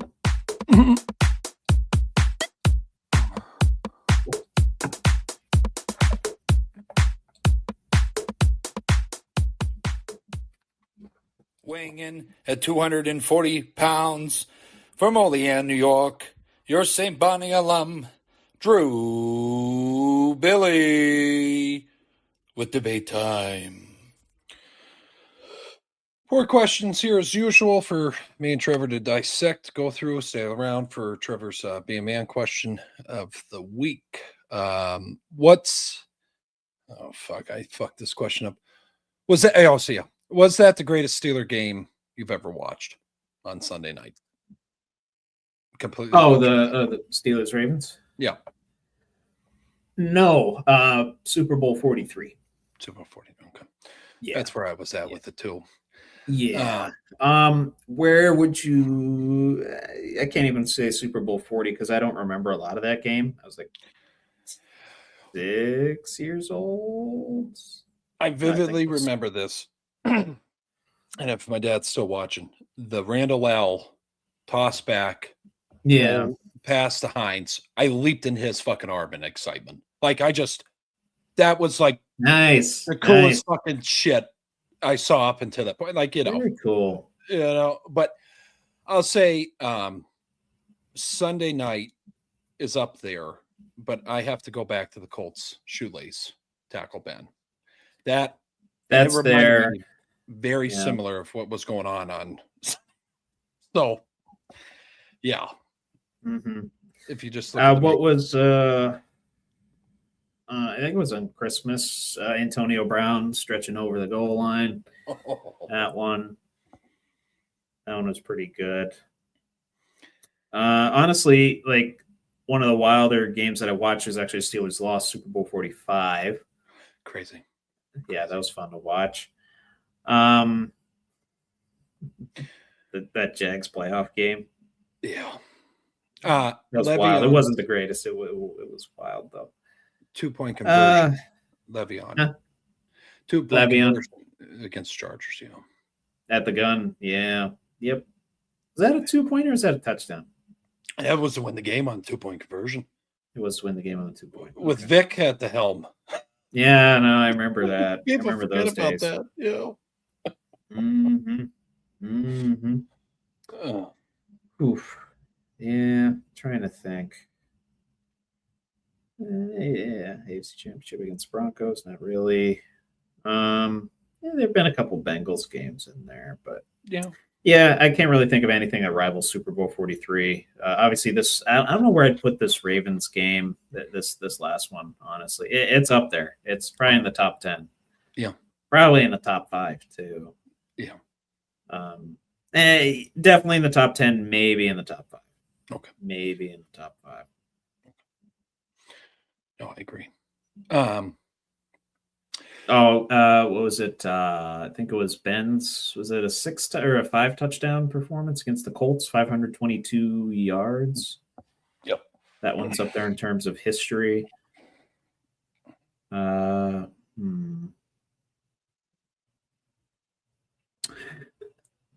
First game I watched in person, Troy Polamalu picked it off to seal the deal. And speaking of that, 08 AFC Championship with Polamalu. Oh. Yeah. Special stuff. But yeah, to me, nothing tops Super Bowl 43 in terms of what I watched live. Yeah. You got the Fitzgerald touchdown, obviously the Harrison touchdown at the end of the first half, and the Holmes touchdown. Fuck. And Fitzgerald, I always remember Fitzgerald had 2 touchdowns in that game. He was going to be MVP. Yeah. Oh, he would have been. Mm-hmm. Yeah. No. And yeah. Good shit, Trevor. But next one here. What coach didn't get a real chance with their team that was fired? Have you seen any of that? Yeah. Well, I think it's they don't really know how to draft in Arizona. Oh, Gannon. Yeah, that. Gannon. Gannon came to mind. You talking like fired just like this week or fired this season? This week. This week? Okay. Mm-hmm. If you say this week, my answer is probably Stefanski. Yep. And I know he had 6 years with them. I think it was 6 years. Yep. Coach of the year twice. He got absolutely boned by the worst trade in history, NFL history, the Deshaun Watson one. All the baggage that came with that, and then the regression on the field as well. Wasn't good. No. It wasn't good. No. And from my understanding and from what a lot of reporters are saying, a lot of figureheads in the sports journalism world are kind of at a consensus that wasn't his call. That was ownership, management. Yeah. He didn't really have a whole lot of say in that. So, yeah, he kind of got screwed. Yeah. If that, in fact, is the case. Can't really say Pete Carroll. No. And obviously can't say John Harbaugh. The guy won a Super Bowl. Right. Who else got fired this week? Raheem Morris. Morris. The GM also got fired there as well. For obvious reasons. You signed Kirk to a 4-year deal, and then you draft Michael Penix. All right. Yeah. Surprise, surprise. Results didn't happen, and you got fired. Stupid shit.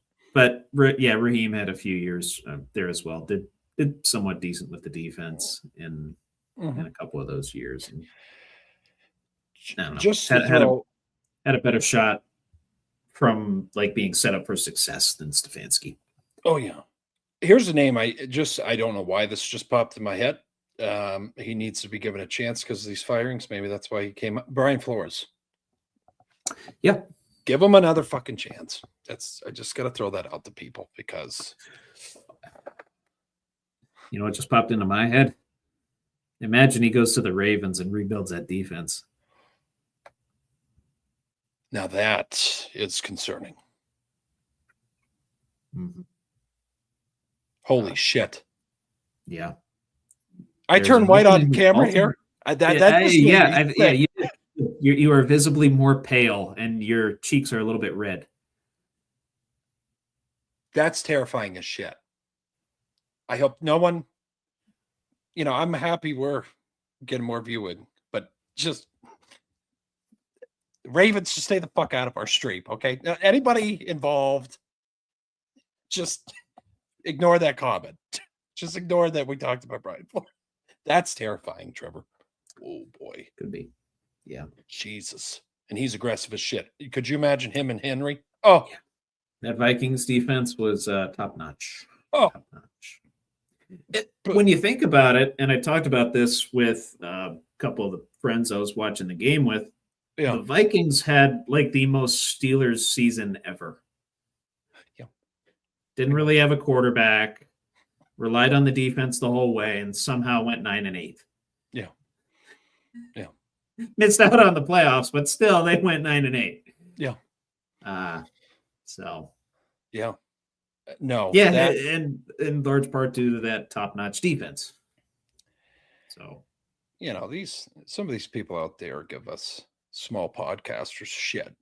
I have not seen anywhere what we just discussed right here. Brian Flores to the Ravens. I mean, the Harbaugh news is still kind of fresh. So. I know, but damn. Okay. We're gonna note that. If that happens, I'll write it down. Yeah, that needs to, and we're gonna time date this fucking video on the post because we call that shit if it happens. But just today's date, the 6th. Oh, right, January 6th. Duh. There's comments made about that as well. I said, no, we're just doing sports. It's Tuesday. It's just a Tuesday.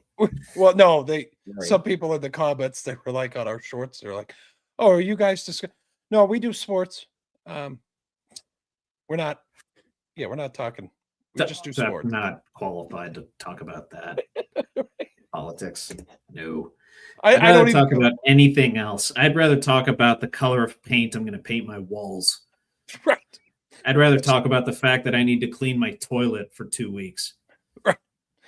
Right. I'd rather talk about that than that question in the comments really put me through a loop there. I'm like, no, it says in our name we talk sports. Yeah, we're not talking politics. Sports podcast. Most Pittsburgh food / drink you've had in your time down there, or you think people? Oh yeah, no, that has to be underrated down there. Yeah. I've had I'm trying to what sandwich was it? It was a Permanis. I think it was the capicola sandwich and an icy light. That's probably the most Pittsburgh thing. I've also had it with Turner's. I've had Permanis with Turner's before. You have to. Yeah. Definitely have to. Thank you. Yeah. And I will say, if you're like an iced tea aficionado, Turner's might be a little on the sweet side for you, but the Yinzer thing. It's pretty good. I'm a big iced tea guy. Yeah. Can't drink it too much, otherwise I'll get dehydrated. And I had one down there. They still have the Roethlisberger sandwich. Is that still a thing down there? I couldn't tell you. Because I had that. I felt that was underrated. They probably still do. And I forget what the hell was on it, but I felt that was underrated. Yeah, they have it at Pepe's. Okay. Looks like they have it.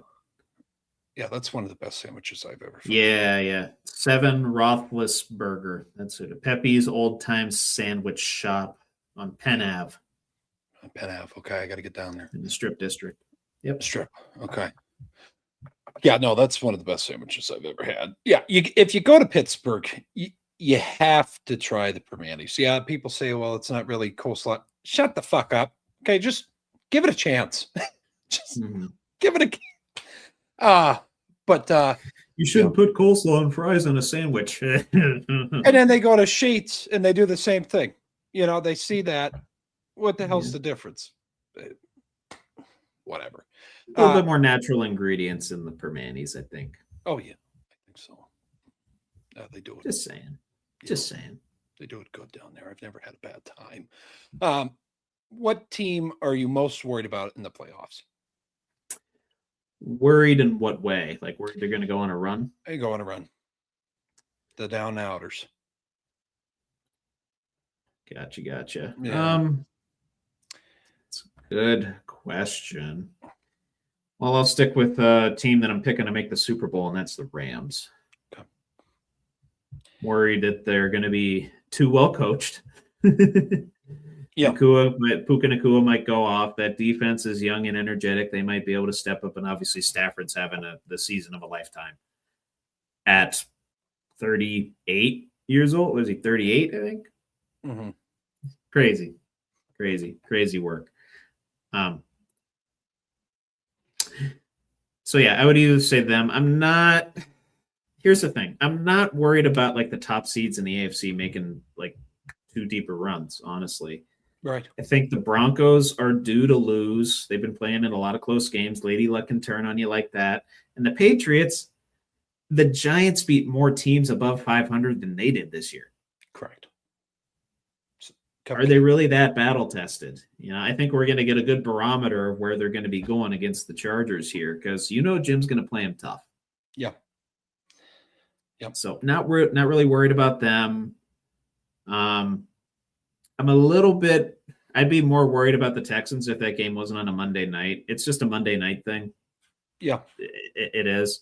And we do have to keep a lookout and see if any Texan disrespects the terrible towel. I know the Baltimore mayor did that with the before the Steeler game, and it's a curse. It's a curse. Do not. I watched a documentary on that, the whole Myron Cope terrible towel thing. Oh, yeah. We owe him a debt of credit. We owe him the biggest debt of gratitude, because that thing has a track record of cursing franchises that disrespect it. Yep. So, doink. Mm-hmm. And if your coach gets fired less than 48 hours, or I'd say probably less than 72 hours after this mayor wipes his ass with the terrible towel. And she thought, I just got to say, I'll give my answer here though. I'm going to go Chargers. I think if they are clicking on all cylinders, they could do something here. Not too far. But your point on the Broncos, the Patriots, just to let people know, the Steelers fucking handled them pretty good. Beat them. So, we had to force 5 turnovers, but right. I mean, ball security was a fucking issue. So I think Ramondre had, I think, 2 or 3 fumbles. There are 2 lost fumbles at least in that game. Yeah, but I tell her this: I have a special drawer in the dresser. That's where the towel goes. I mean, I don't fuck around with it. There's superpowers there, and I don't know. There's some voodoo something. I don't know if the priest from St. Vincent did maybe fucking vigil for this shit, but hey, Myron Cope, we appreciate you. We hope you're enjoying the Steeler games from heaven, because damn. I saw that too, and I said, yeah, they're fucked. I said, something's going to happen this game. Yeah. I saw that after the fact. Yeah. Like after the game, and I'm like, oh shit, that's another reason. Yeah. Like, God, and they disrespected the terrible towel. Yeah. Yeah. Padre putting the holy water on there, and the mayor fucking with the towel. Yep. There you go. Father Max. By accounts of the people that knew him, doesn't love the attention, but glad that he's getting it for being an excellent human being. And obviously, give him a whole hand. I know that and I'm freaking Catholic, and I don't even the name that the container they put the holy water in. He had a small one. Just give him a jar. Give him whatever he needs, and get the full thing going. Get the wand or whatever they. Oh yeah, maybe bring up just bring a vat into the middle of the like they have at the masses, Yeah. And the priest goes around and do the whole field. Just do the whole. Do whatever the whole field. Yeah. Go out to the 50. Give him the permission. Rooney, come on. But no, that's all I had. We had fun with that. That was fun there. That was a good time, brother. That was a good time. We'll go over to Be a Man question of the week. Yes, sir. Almost forgot about that. I thought you were going to outro for a second. Probably would have gone with it. Yeah. Buckle up with the boys. Be a Man question of the week. Talking about New Year's resolutions. What is one resolution that you really want to follow / accomplish this year?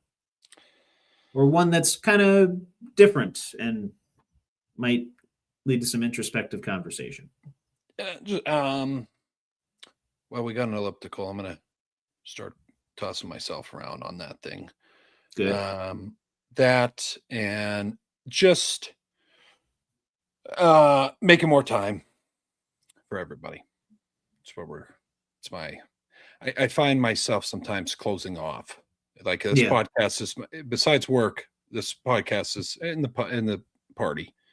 but between those three things, I kind of close off, kind of be more open to communication with folks, talk more.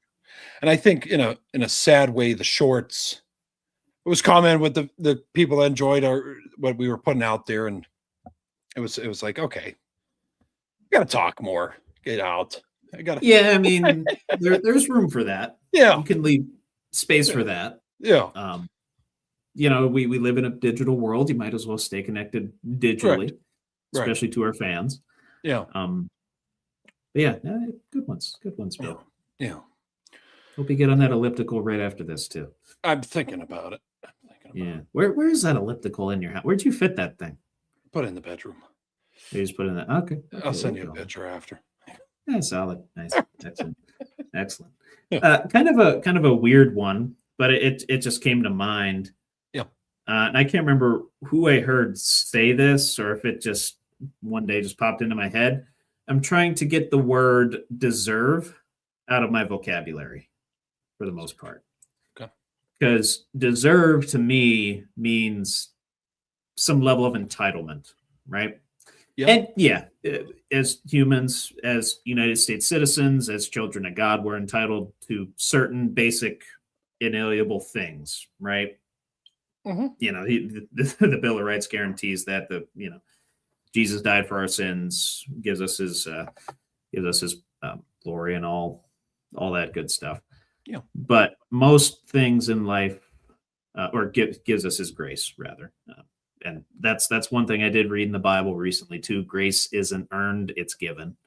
So that's one thing that's, but outside of that, from my perspective, a lot of the things that you get from the people on this earth, chief among them respect, and chief among them, relationships. Yeah. A lot of that's earned.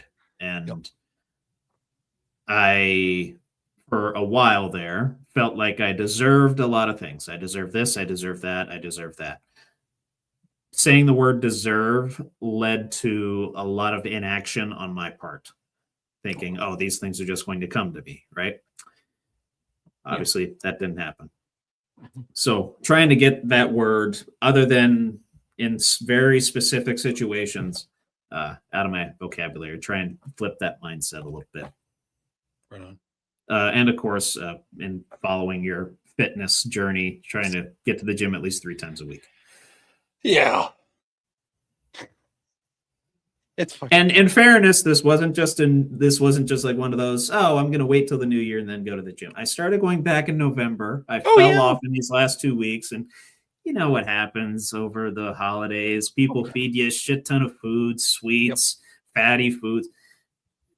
You kind of fall off when you're at home. So I fell off, but now I'm back into my routine. Let's get there 3 or 4 times a week. It's going to be difficult during peak season, which is coming up very quick for me. Yeah. So hopefully I'm able to do it then still. Yeah.